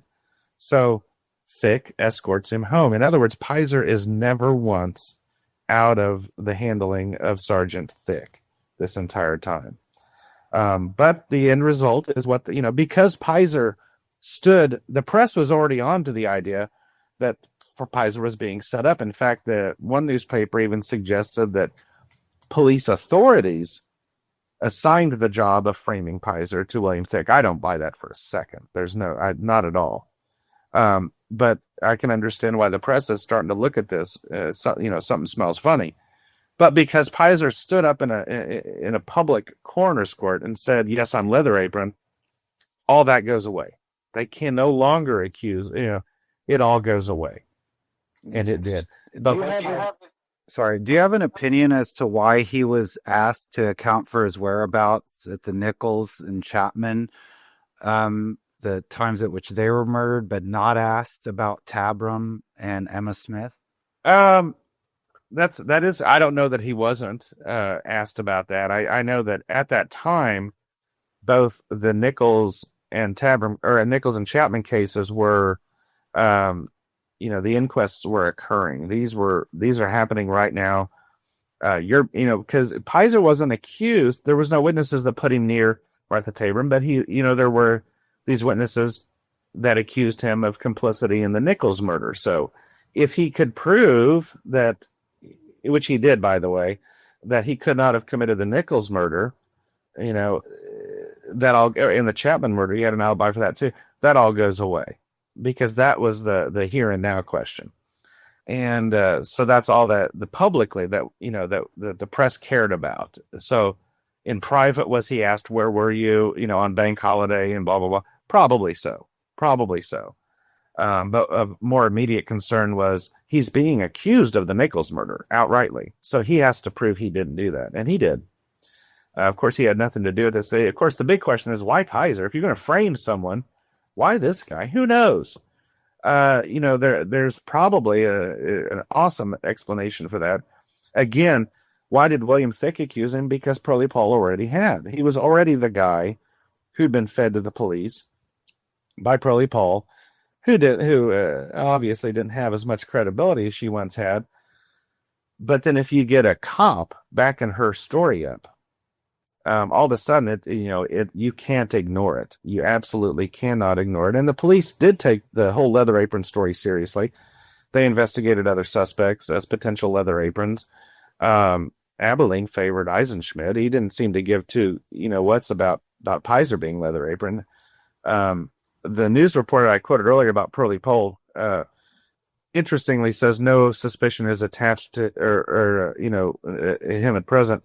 And the police reports say the exact same thing in relation to Pizer at the same time. So I don't think there's much doubt that, in my opinion, I don't have much doubt that Pearlie Paul is the one who denounced Pizer. And then you have William Thicke coming in behind her to support her. And you go, what is the connection between these two totally disparate individuals? You've got, and if you look at pictures of William Thicke, he was way more handsome than his colleagues. He was clearly a ladies' man. And then you look at, Connolly, we don't have a photo, and that might not be such a bad thing based on the descriptions of her. But she's this lowly, East End, lowest of the low, dregs of society. But what is the one thing that these two individuals have in common? They both have a relationship with John Satchel that goes back years. In 1881, when John Satchel and John McCarthy of Miller's Court fame found themselves in the eyes of the law for an illegal boxing match in which a couple of policemen who tried to stop it were beaten up, they were facing some jail time here. But to the rescue comes William Thicke, who gives them great character references so that leniency is given. They never do any jail time. They pay fines and go home. And that's unheard of then. It's unheard of now for a constable or a sergeant, anyone with the police, to give good character references to people who are involved in a case where other policemen were injured. You just don't do that. And Thicke I'm certain there were repercussions to him from his colleagues for this, but he didn't do it out of the goodness of his heart. I'm sure he was paid and he owed them favors. And of course, if you read my book, you'll see other sources blatantly pointing out Thicke was on the take. Thicke slept with prostitutes. And Thicke had a reputation for fitting people up for crimes. And that goes outside of leather apron. He was good at this. He had done it before. He had done it since. So did William Thicke intentionally set up Pizer for leather apron? Yes, he did. The evidence bears that out. Why he did it and on whose behalf, he didn't just wake up one day and go, I know what I'm going to do. I'm going to risk my entire career and reputation to fit up some dude for these murders. No, he had to have a motivation. There had to be something bigger than him operating behind him. And if it wasn't the police force, what's the other powerful entity he was associated with? The landlords, the guys who really ran the East End. And so all of these pieces, they're all interconnecting. And maybe for a number of these things, you could say, okay, well, this little piece of evidence individually, we could, find a mundane explanation for, and maybe you could. In fact, I'm sure I could. But collectively, you can't. And that's what makes a circumstantial case. Most trials today, the argument is built on circumstance and not direct evidence, like a confession or a videotape of them committing the crime or DNA. It's circumstantial, and people are convicted of that all the time. And those are often the best cases because you have so many different points of evidence pointing at the same thing. And that's what I see going on here, and that's what I've documented in my book. Again, it's not like I've uncovered a stash of documents here that no one's seen before. Virtually everything, evidentiary speaking, in my book has been in the public domain, some of it for decades and centuries, and some for a number of years. I just looked at it a different way and kind of put a lot of pieces together. And it was because of the perspective I took after my initial investigation of the Tatum case. Again, I went back and said, okay, I've got this new perspective. Let's take a look at this evidence.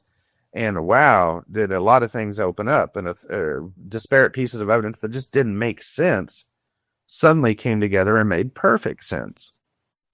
Well, one last point I want to make about Leather Apron is that if there was this group think mentality, is how I'll describe it, amongst the residences of the residences of the lodging houses, um, because of the amount of desperation that was going on. I mean, like you had pointed out in your book, they were probably willing to go to extremes further than we would in this day and age, just simply to have a bed to sleep in the following night.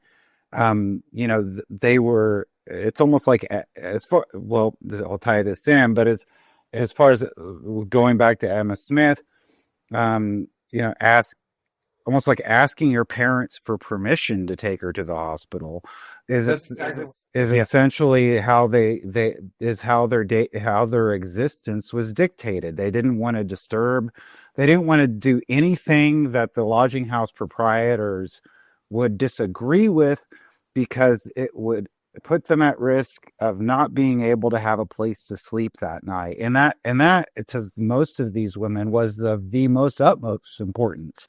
They could care less if Emma Smith was bleeding profusely in front of them from between her legs, and not do anything to help her if it would jeopardize their bed at that lodging house that night. Well, yeah, and you've hit on something here, because it's important to understand that these lodging house keepers were involved in a lot of crime. They weren't just landlords, gambling, prostitution. I mean, everything they were involved in is criminal. They were also police informants.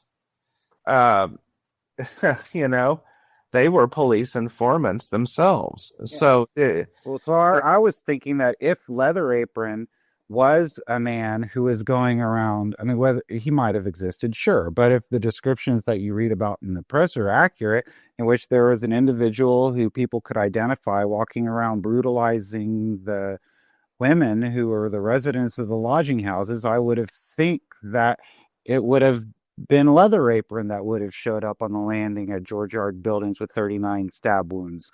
Not Mark Tabram, that's a good point. And and another question you raise is that has been raised before. Paul Begg raised this in his essay.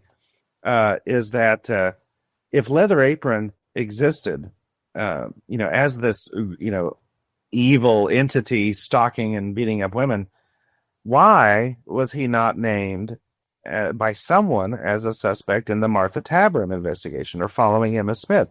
Why only after Polly Nichols was murdered did he suddenly, this name came into existence? And I think the answer to that is, since again, I've traced the origins of this back to the women of 18 Thrall Street, I think that this character was someone local to that. They weren't involved in the investigation of the Tabram. No one knocked on their door. There was no reason to. And they're not going to go volunteer stuff to the police. Again, keep in mind, these are people involved, not all of them, but a lot of them in criminal activity. And you just didn't go snitch anyway. But they were like, I think this Leather Apron guy might have done it. And I don't think that they were lying. I think that this was sincere, a knee-jerk reaction to the murder of their friend. And, so they said, this guy, we don't know his name, but he's this weird dude who scares us. And we could see him having done this. And then everything else was just invented by the press, and then transposed by Pearlie Paul and Thick onto Pizer. But the literature on Leather Apron is limited. Paul Begg did his essay.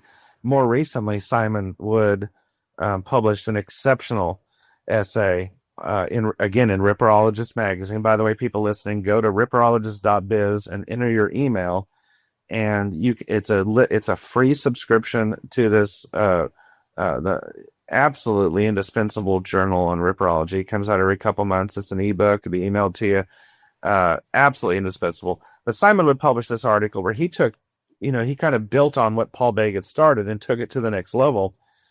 And then what I tried to do on their backs, on the backs of these two awesome writers, I tried to do the same. I tried to, because I through my research, I had stuff they didn't have. So I was able to take it to yet the next level. and answer some of the questions they posed, while asking some new ones of my own. But I think in my book we have the fullest picture to date of the whole Leather Apron saga and all of this. But it's an enigma. It's an enigma. I think for too long the Leather Apron episode has been underappreciated. It's a side note. Tabram and Emma Smith likewise have been treated as side notes. They're a prologue. They're a prologue to the Ripper murders, and I don't know that that's true. You see, I think maybe that's why we've never been able to catch them. People say you've got to look at the first victim to find the serial killer. If there is a serial, you have to look at the first victim. And if we're looking at Nichols and she's a victim number 3 or 4, we might have a hard time finding that serial killer. What if we take it back, trace it not only to Emma Smith, but go back a step further to Emily Horsnell, again, only discovered recently by Deborah Arif. And then you start at Emily and work your way forward, and there's a name that keeps coming. There's names that keep coming up, and those names are John Satchel, Pearlie Paul, Daniel Lewis. These names keep coming up. And then you get into the Ripper murders, and they keep going on. And there's Satchel's buddy, John McCarthy, in the mix, man, with Mary Kelly. And I think you had mentioned before we went on air, you had a question for me about Mary Kelly, didn't you? Yeah, I did. We received a question from Cameron in Glasgow, Scotland, in which she was questioning the elusive hunt for Mary Kelly and her true name, and how basically, and it does tie into some of the hold that the lodging house keepers might have had over the residents. But if Mary Kelly was supposedly in the receipt of letters from her family back in Ireland, would they have been addressed to her using a pseudonym? Or, how is that story of letters even possible if she was going under an assumed name? That type of question was raised. So, okay, well, I think it's relatively simple. For Mary Kelly's relatives to write her, they had to know her address, which tells us that Mary Kelly first wrote to them to say, here's where you can write me at. And in the course of that letter, let's assume for just a minute that Mary Kelly is not her real name, which is, I think, what Cameron is getting at. Let's assume it's not her real name. Then Mary Kelly would have simply said, I'm going under the name of Mary Kelly, so if you write me, please address it to Mary Kelly. Which, in this day and times, that might seem odd because we live in an age post-Social Security. I don't know what they might call it in the UK, but where we're given, from the day we're born, we're assigned numbers, we're assigned identities. It's normal for us to, you have to have photo identification. Everything is documented. And that wasn't the case in 1888. You simply were who you said you were at that moment. That's who you were. And because nobody carried identification. So, and it was understood that if you're moving into a new area or whatever, you might change your name or go by a different name to even protect your relatives. So if Mary Kelly's name were in fact not Mary Kelly, her family would have understood and would have mailed their letters to Mary Kelly. Having said that, her name may very well have in fact been Mary Jane Kelly, Mary Jeanette Kelly, or something like that.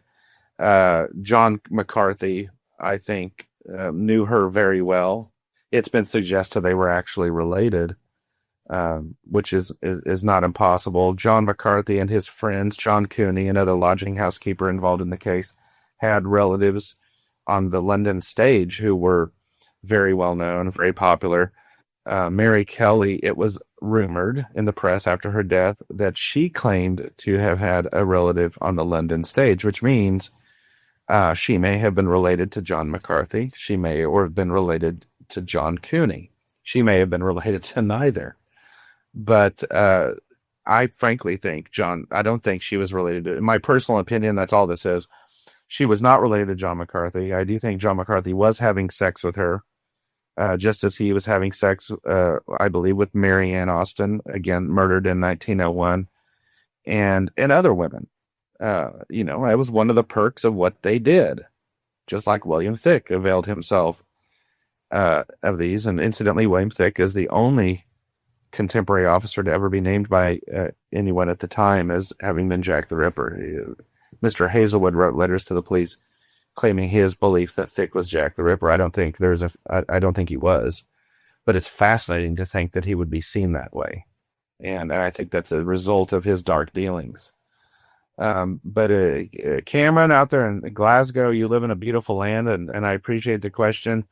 Unfortunately, I don't know any more about Mary Kelly than you do, and quite possibly no less if you've made this an area of study for yourself. But to answer your question, yes, her family would have written letters to her there at her request. And if she had requested them to write them under the name Mary Kelly, they would have. Having said that, if John McCarthy did know her real name, he wouldn't have volunteered that to the police. And you had mentioned that you had been the response to your book must be pretty exciting for you to experience. First, let me say that it is being touted as I think Paul Begg said it was already here. We're just only in March, and it's the best book of 2014. So, what other response or questions or comments that you've have been asked to provide to your readers? I know that a lot of your readers are people fairly new to the case, since you're a member of a lot of other groups besides the Jack the Ripper websites. So your book is getting out there to people who might be unfamiliar with the murders. In some cases, I think I've read it's the first Ripper book some people have bought.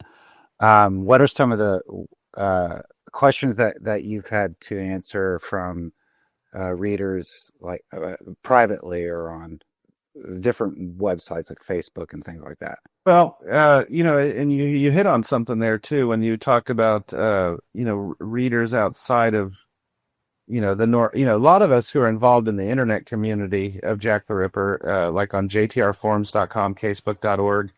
It's real easy to forget that we are but a very, very small group of Ripper readership. And because we talk to each other all the time, and it's like when I wrote this book, I'm thinking of them, I'm thinking of but I'm also aware that there's this entire other world. Thank goodness. Otherwise I would have only sold about 30 copies, but there's this entire world out there of people who hang out, who sit back. I mean, take a look at these threads you contribute to, folks, and look at the number of views some of them get. There might only be 3 people contributing to the thread, but you'll suddenly see that it's been viewed by 1,000 people. And this is also why some of us get confrontational sometimes. We seem to be getting harsh on someone who's posting their opinions as though they were fact. But it's not because of our own egos that we're doing this. We're conscious of the impact this will have on the case overall. We've spent a lot of time trying to destroy myths and get to the truth, and so whenever anyone comes out with a bunch of crap and tries to pass it off to you, as a golden truth, we're going to jump to the defense of the truth on that. And at the same time, we're going to fight amongst each other. That's what we do. But I've only recently gotten involved in the Facebook world, and I only did so because I knew I would have to start promoting my book. And I found these pages, like Steve Jessup's. I call it Steve Jessup's page because that's how I think of it. But it was actually started by a fellow named Dennis Bardem, and Mike Covell, the well-known film actor, is also involved in that. And but Steve Jessup is the driving force of this wonderful Ripperology and More page on Facebook. And, I go on there and I'm thinking it's going to be the usual group from the forums. And I'd never heard of Steve Jessup before because he doesn't post on those, but he's this, really avid Ripperologist. He's more of a fan of Ripper books and the fiction too, and all of that. And there's all these people posting on there. I'd never heard of them before. And a lot of them had never heard of me before. A lot of them had and told me they had, but I'd never heard of them. It's because they're readers.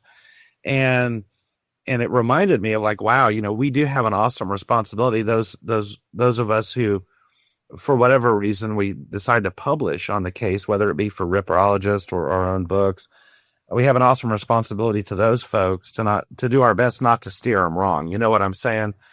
And I'll tell you something that when my book came out, like if you look at my Facebook page for my book, which is facebook.com/RipperBooks, I have a lot of members there, and I started getting feedback from people I had never heard of, and I also got feedback, like you said, a review from Paul Begg. Stuart P. Evans took the time to post a review on Amazon.com, which, by the way, as independent authors, we need that. We need the reviews. It's extremely important to us. But preferably positive, but honest. We want honest reviews, but as many as we can get. So that's just a word out. But Stuart P. Evans posted on there very nice things about my book.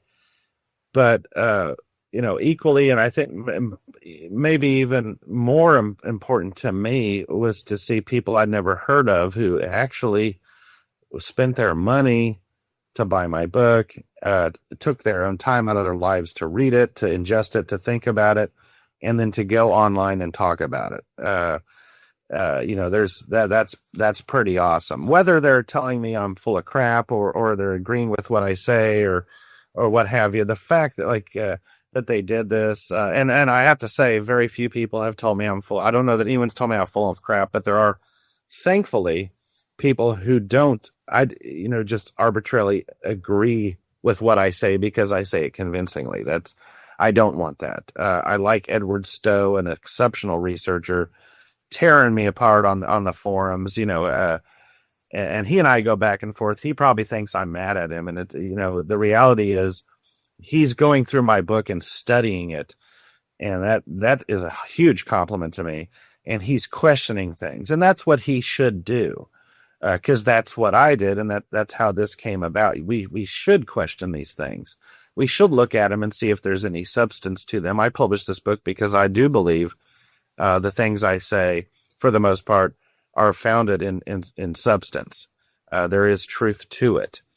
Having said that, it's not a complete truth, so I need assistance from other researchers like Edward and who's created a thread on John Satchel, and he and Deborah Reef are throwing up all kinds of stuff I'd never seen before. There's threads right now on Pearly Pole. People are talking about this stuff, whether good or bad. Eventually the good stuff will come to the surface. The rest will kind of float away. And so I do think that this book will have resonance in the scene. History, but we think of history as something. History is something immovable. It's something that's already happened. All we can do is try and learn about it and understand it better than we currently do. But it's no different than pop music. History, as in terms of books and how we digest it, is absolutely the same as music. You have your one-hit wonders, or you have your books that come out and everyone sells it and talks about it, makes fun of it, and it goes away and is forgotten about. And then you have the ones that stick around. It's like my son, he tells me he loves 80s music, he loves 90s music. They're so much better than today's music because there's so much crap coming out today. But what I point out to him is he's viewing the music from the 80s and the 90s through a filter. There's been a filtering process that happened. When I was alive in the 80s and the 90s, I heard all these great songs he's talking about, but I also heard the other 90%, which was, a lot of it was crap. But because it was crap, it disappeared. The radio stopped playing it. So they're only playing the best of the best. And that's to him what the 80s and 90s were, but that's not my experience. History is the same. Your Prince Jacks, your this and that come out, these books. People buy them, the author makes some money. But they don't stand the test of time. They don't have substance to them, and they disappear. Whereas other books, a much smaller portion of them survive into the common era that we have now. And those and the filtering process is ongoing. So the question, is, I ask myself is, did I just write something that is a flavor of the month, Or is this something that a researcher who's not even alive yet will one day pick up and go, hey, there's something to this, and will he take it to the next level? Does that make sense? Because that's, if you're writing a book, I would suggest you ask yourself that question. And, you know, if you just want to see your name on something, go write a fiction book, you know, but stay out of here, or you're going to have to put up with us. But I've been asked a lot of questions, namely, you know, I touched on this earlier. Why don't I think Pearlie Pohl killed these women? Because, and I say in the book, if she had been a man, she would have been arrested. And I do believe that.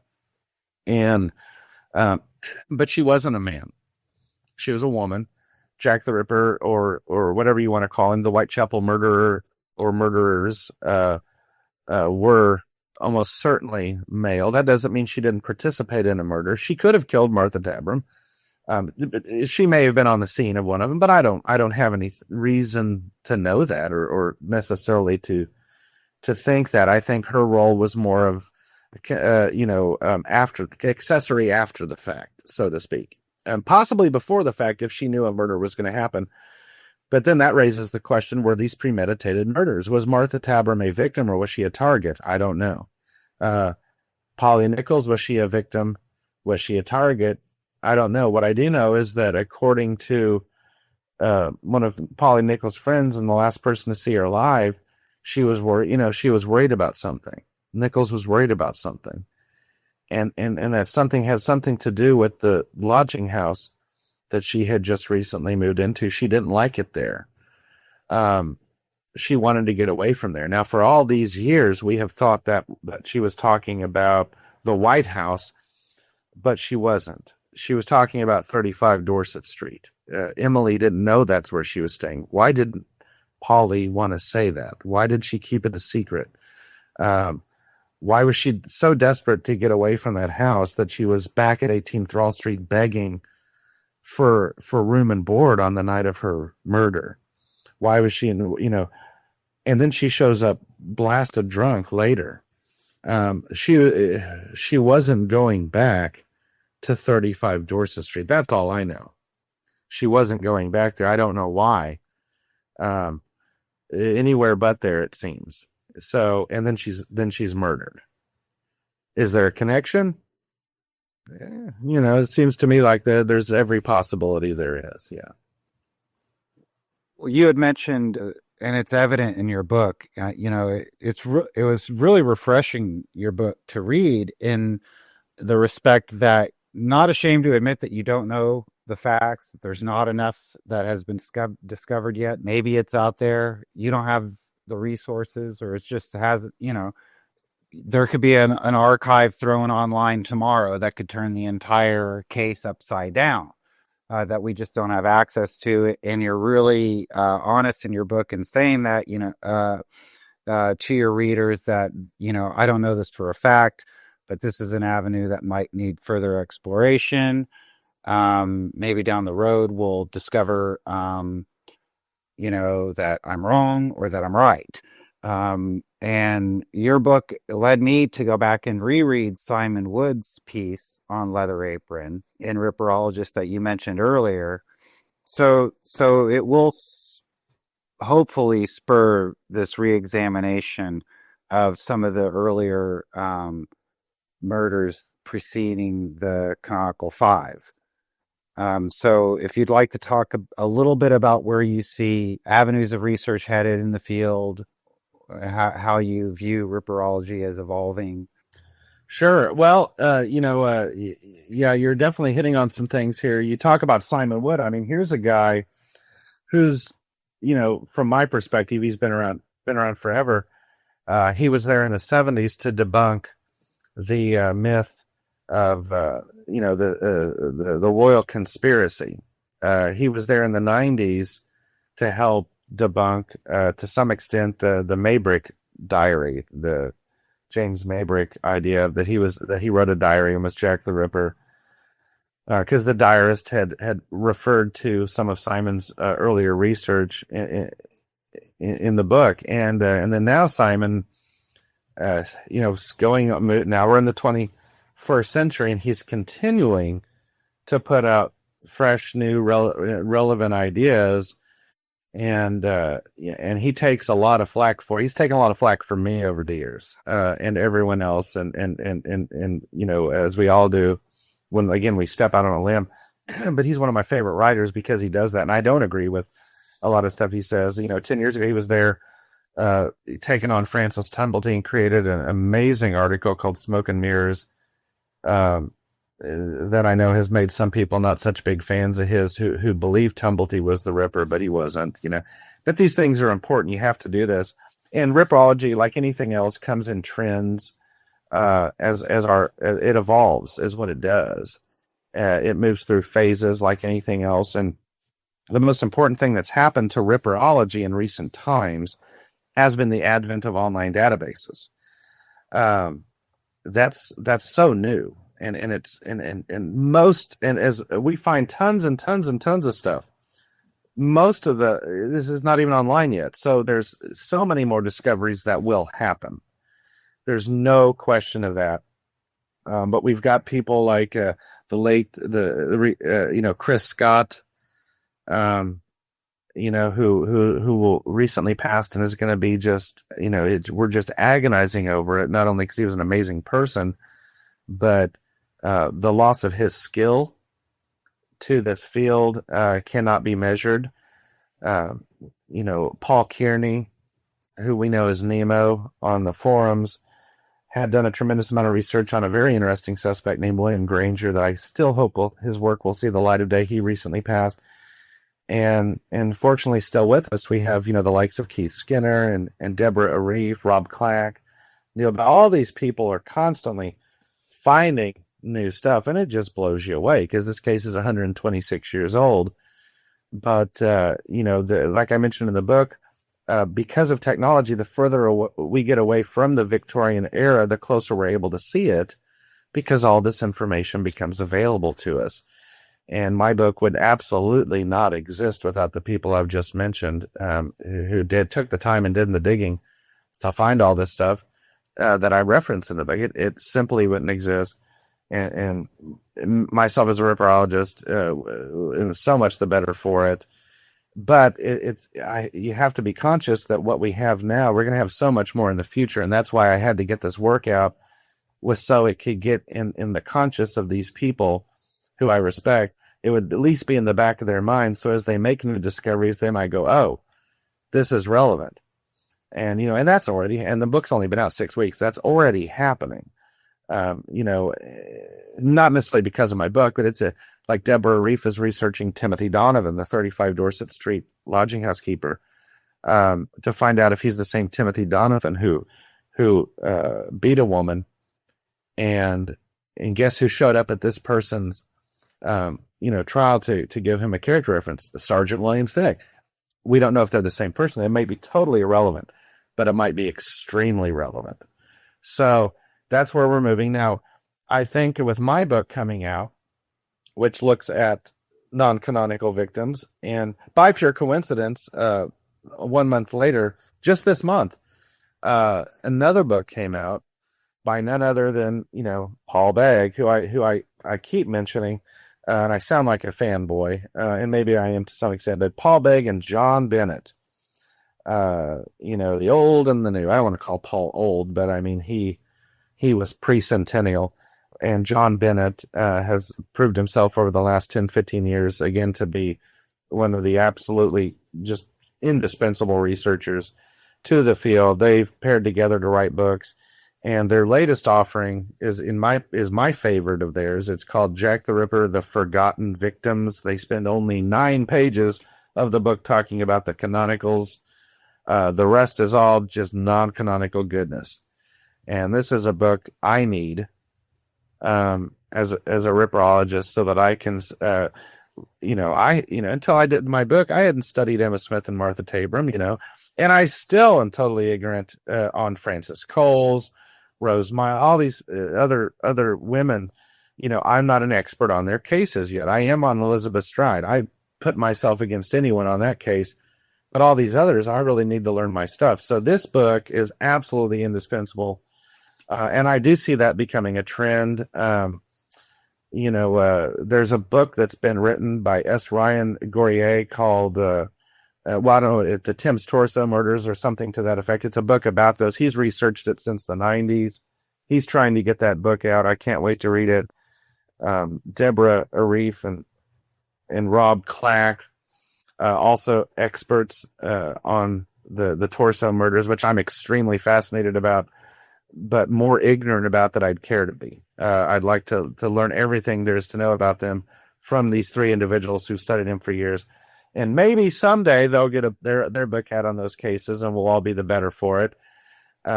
Neil Bell has extensively researched the police, the forces of the Victorian era. He's, just an encyclopedia of knowledge. He's one of the people I handed my early manuscript over to, him, Rob, and Deborah, and said, show me where I've gone wrong here. And he was able to point out a number of things, and it made my book the better for it. But he's a extremely well-rounded ripperologist, but now he's also an expert on the police. So when he puts out his book, that'll be a new resource for us. And this is where, I see ripperology going. There's also a current trend, and it's an anti-suspect trend is what I would call it. I do consider it a trend. It'll pass, and then it'll come back again. But the big thing right now is, hating on suspect books. We see a trend coming out of books written about a suspect, but to argue that he was not Jack the Ripper versus, of course, the usual trend that he was.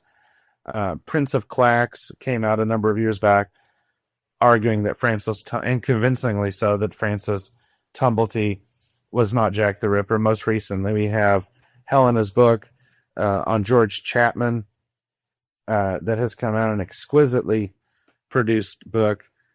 It's a biography of the wife poisoner George Chapman, who was also a police suspect. Aberline liked him for the murders, but he was not Jack the Ripper. And if you don't believe me, go buy Helena's book and read for yourself. This is a new trend, and it is what it is. Does it interest me personally? Not really, because I already knew these guys weren't Jack the Ripper. I think the actor Mike Kelville we were talking about earlier it has from what I hear, a very long, detailed book on Johnston, who we are also talking about, coming out. And no surprise, of course, Johnston was not Jack the Ripper. But I want to know who was. That's what intrigues me. This is important, though. This research that Mike Covell did is so important, because if he can show us Johnston wasn't Jack the Ripper, then we can scratch him off the list. We have to make that suspect pool smaller. So this is a trend that I'm not necessarily involved in myself, but it is very, very healthy. We just have to be careful that we don't throw the baby out with the bathwater. And because somebody was Jack the Ripper. Somebody or somebodies were Jack the Ripper and or the Whitechapel murder, and we can't lose sight of that. So while we're scratching these names off the list, we also not have to just scratch someone off the list just because that's what we do now. It's the trend. I've made Charles Legrand popular in recent years, and not popular in terms of everyone thinks he's the Ripper, popular in terms of telling me he was not the Ripper. People line up to do that. And, and I do plan to put out a book about him. Do I think he's the most fascinating, interesting suspect to date? Absolutely. Unquestionably. And the reason is I'm not merely taking some guy and putting him into frame. He worked hard to put himself into frame, in these murders. He is part of Ripper literature. And I believe he was a significant part of the case. Did he actually kill any of the women? I don't know that. Could he have? Absolutely. That's absolutely one of the questions I was going to ask is, since your publication of the Bank Holiday Murders, like I had said in our introduction, you had initially teased us with 3 books that were coming out. How would and now I guess you've temporarily shelved the Strive book. This book was supposedly only you had referred to as just like a pamphlet I'm glad it expanded to be a little bit larger than a pamphlet. Um, and now you're referring to your big book. Now, whether that's the book on Legrand or not, how are can you um, convince us as readers that there will be, you know, the bank holiday murders is is huge. If you can convince yourself of the implications, if something like this was going on, it's not an easy suspect theory. It makes the people who want to pick up this book to get an easy solution to the Jack the Ripper case will be disappointed because it makes it even more confusing. But how are you approaching your big book, whether that's the Legrand one or not? Um, how's the bank holiday murders is you know going to slide in there? Is I hear what you're saying, and well, you know, first of all, I don't think I ever referred to Bank Holiday Murders as a pamphlet. I would call it a small book, because to me, 200 pages is a small book. The what I'll refer to as the Legrand book, which it really isn't. I mean, Legrand will be a big part of it, but the intention of that book will be me looking in my own style at the different murders, and kind of doing what I've done with Elizabeth Stride, which is pulling it apart and putting it back together with new information, a new perspective. And what I did with Emma Smith and Martha Tabram, doing the same thing with the canonicals and some of the later murders as well. You know, Polly Nichols, was there an actual autopsy performed on her? I don't think so. You know, so that'll be stuff like that we're going to talk about. And that has never changed. The idea is I'm going to have an objective look at the victims, and then I'm going to say, oh, here's this guy Legrand, by the way. Let's take a look at him, because it's not just the murders. He wrote the From Hell letter. That's him. He did that. He was involved in the whole Batty Street Lodger fracas, which was where the name The Lodger came from for, Stuart Evans' book. And much has been written about. Rob House talks about the Batty Street Lodger in his awesome book.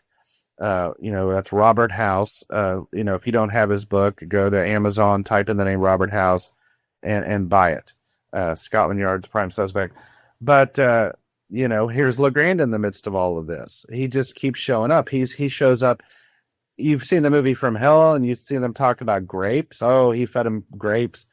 The grapes thing comes from Legrand, and he's all over the place. And he also happened to be a psychopath, who in 1887, the year before the murders, was beating prostitutes on the open street. And in 1889, he was trying to blow them up with a bomb, writing letters to the commissioner talking about burning down buildings. He was just a nutcase, but he was a very brilliant nutcase, very dangerous man, unlike most Ripper suspects who aren't particularly dangerous.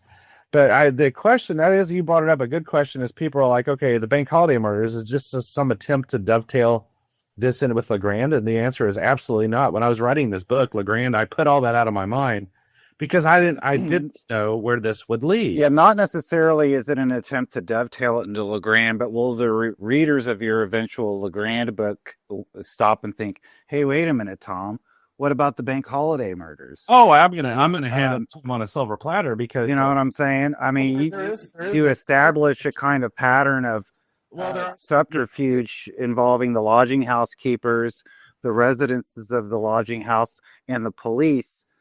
And readers of your future book on Legrand will want to see those two pieces of the bank holiday murders being one piece of the puzzle, and the Legrand piece fit together.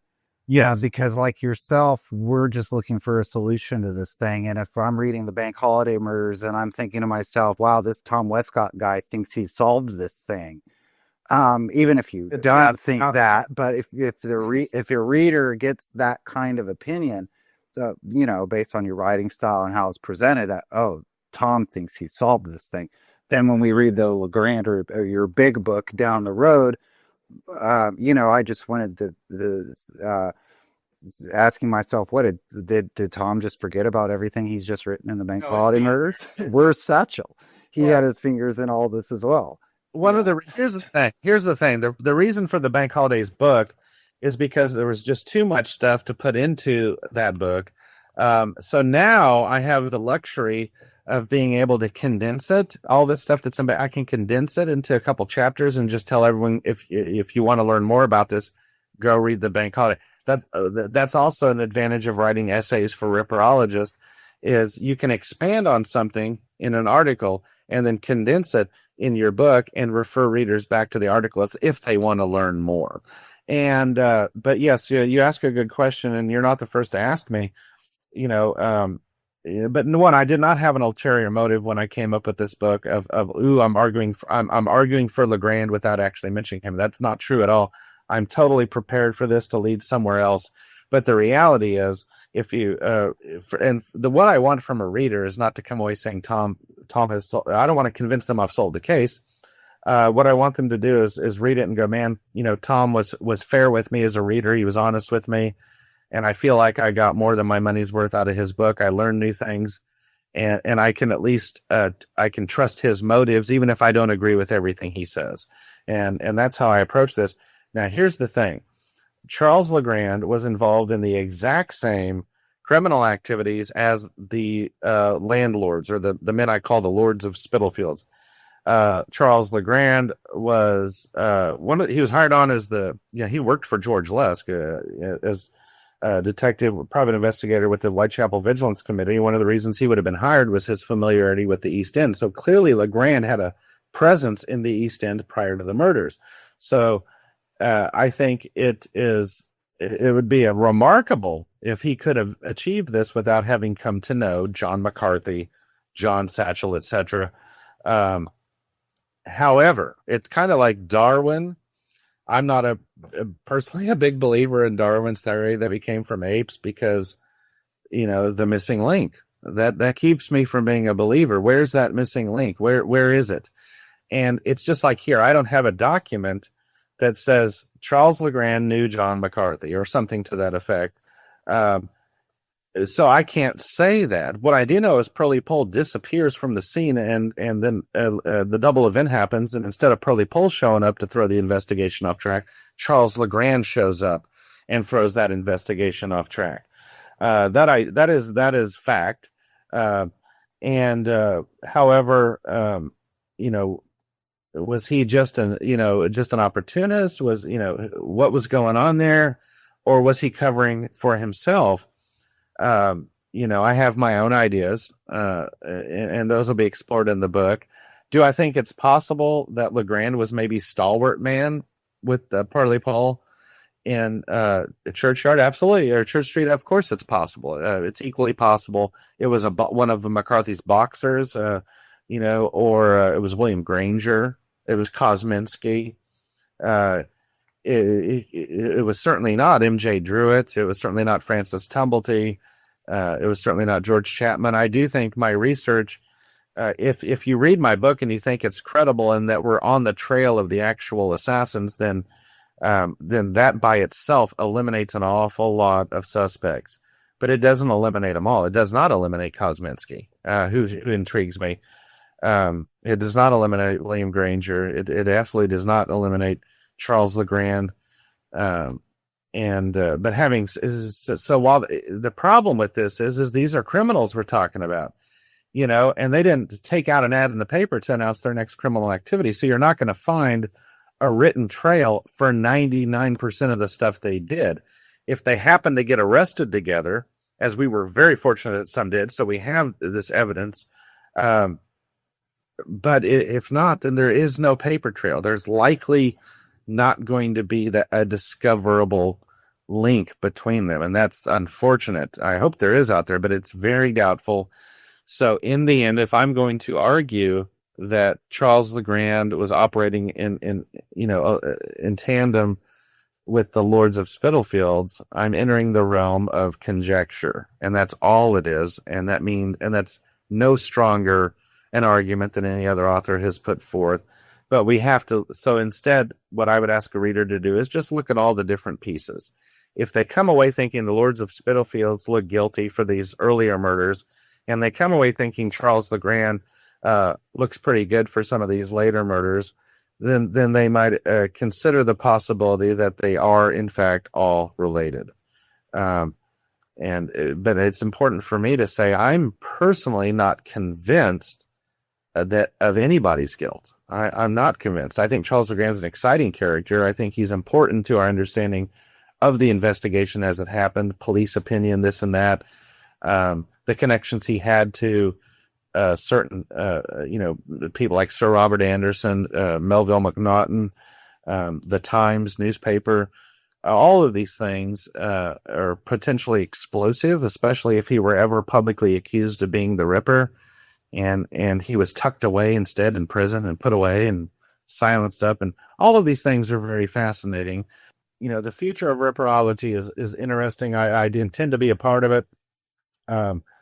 And I do believe anything I put out, I'm only going to do so because I believe it's worth reading. And I would ask every author to use the same judgment when putting, because you are taking people's money and also their time. You're also influencing opinion and thought, and that takes, I believe, consideration. That doesn't mean we should all take ourselves so seriously. This is fun. We are detectives. We're armchair detectives. We're not just taking on Jack the Ripper, you understand. We're taking on the great Scotland Yard. They failed to catch their man. Some of us are ludicrous enough to believe we can succeed 125 years later where they failed. That's just absolutely preposterous, but it's fun. It's an intellectual pursuit. It's a historical pursuit. It's a Dan Brown novel brought to life from the comfort of our living rooms. Ripperology is all of these things. So I see it continuing very healthily and stealthily into the future, again, with the advent of online databases and how more and more of these will be coming to us for us to find new things and put the pieces together. I just want to do my part in separating the wheat from the chaff as much as I can and creating a path where someone, if a researcher, if they chose to follow it, they don't feel that they're following a ghost or a dead end, but something that could actually lead to fruition. Get us. I think this book, Bank Holiday Murders, gets us closer to the truth than we have ever been before. But we're so far from all the way there. I don't put a knife in anyone's hands. I make suggestions here and there. There are a number of suspicious individuals that I think should be looked at closer. Charles Legrand is only one of those individuals. And other researchers are looking into some of the others right now. I think if you look at the person, look at my Mary Ann Austin chapter, look at the person who most likely killed her. He was in his 20s in 1888. He was living in the East End. Let's look at him. John McCarthy, let's keep looking at him. Aaron Kosminski, where does he fit in? I don't know, but somebody thought he fit in there. That a few people back then thought he could fit in here, and he could have. He could have had where did he live? I don't know. I'm thinking a guy like him probably stayed in some lodging houses. He was, someone like him could have been easily influenced by someone like McCarthy or Satchel and made to do things, or encouraged to do things, especially if he had any sort of psychopathic bent. So there's a number of people we should look at. What I would like to know is who are the men in Pearly Pole's life. Let's look closer to the people in the circle of these lodging house keepers who may have been in their 20s or 30s at the time. Did they have a subsequent criminal career? Did they have, because one advantage we have over the police of 1888 is we can look back and find out what happened in 89, 90, 91, 1910. They couldn't do that, but we can. We can find out if any of these people who might not have been suspicious in 1888 suddenly showed up attacking women or killing women or anything years later. And then we can put them into the proper historical context that way. And so that's what I think the future of Ripperology will be. We will also have our fringe theorists. Those are, an inescapable and possibly necessary part of the scene. They attract attention and the casebook is only created because Stephen P. Ryder became interested in the diary, which is a hoax. I state that as a fact. Some will tell me it's not a fact. I believe it is, but that's what brought him in. So many other Ripperologists from an older generation were brought in because of Stephen Knight's fanciful tale of the Royal Conspiracy Theory in the 70s, which of course now no one believes in, but boy, did it bring a lot of people in. Patricia Cornwell's Walter Sickert theory, which again, not popular, we've cast that aside. But boy, did she get a lot of publicity. She got her book out there. She got the name Jack the Ripper that attracted people. My former editor, Dan Norder, got interested. He was editor of Ripper Notes, the third editor, I believe, and he got interested because of Cornwell. So these things serve their purpose.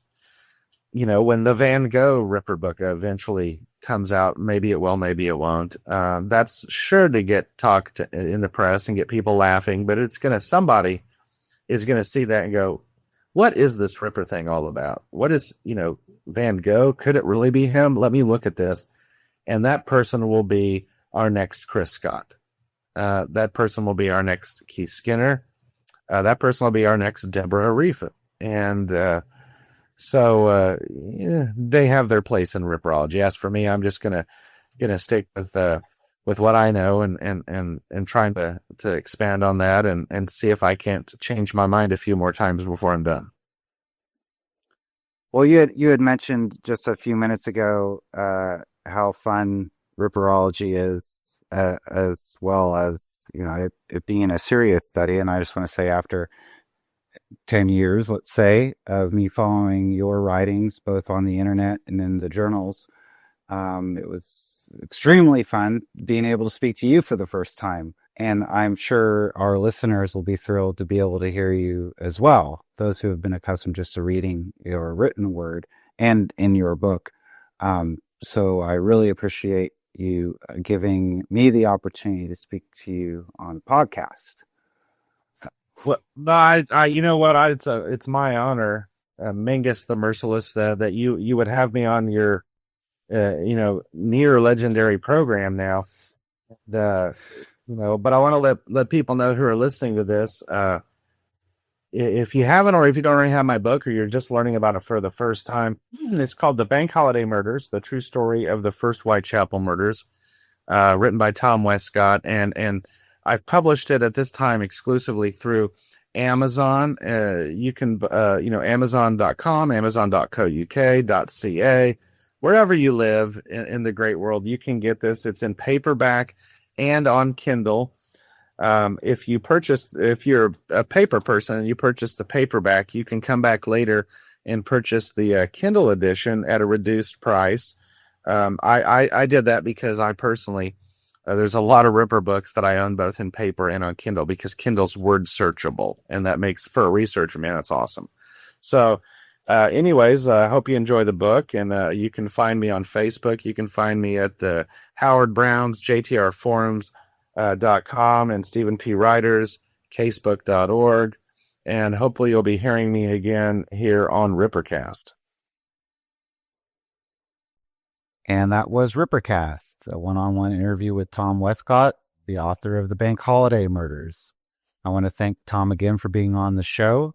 We are a podcast that periodically records, but when we do so, we're available in the iTunes Music Store in the podcast section under Rippercast, and we are hosted and available for download and stream by the good folks over at www.casebook.org.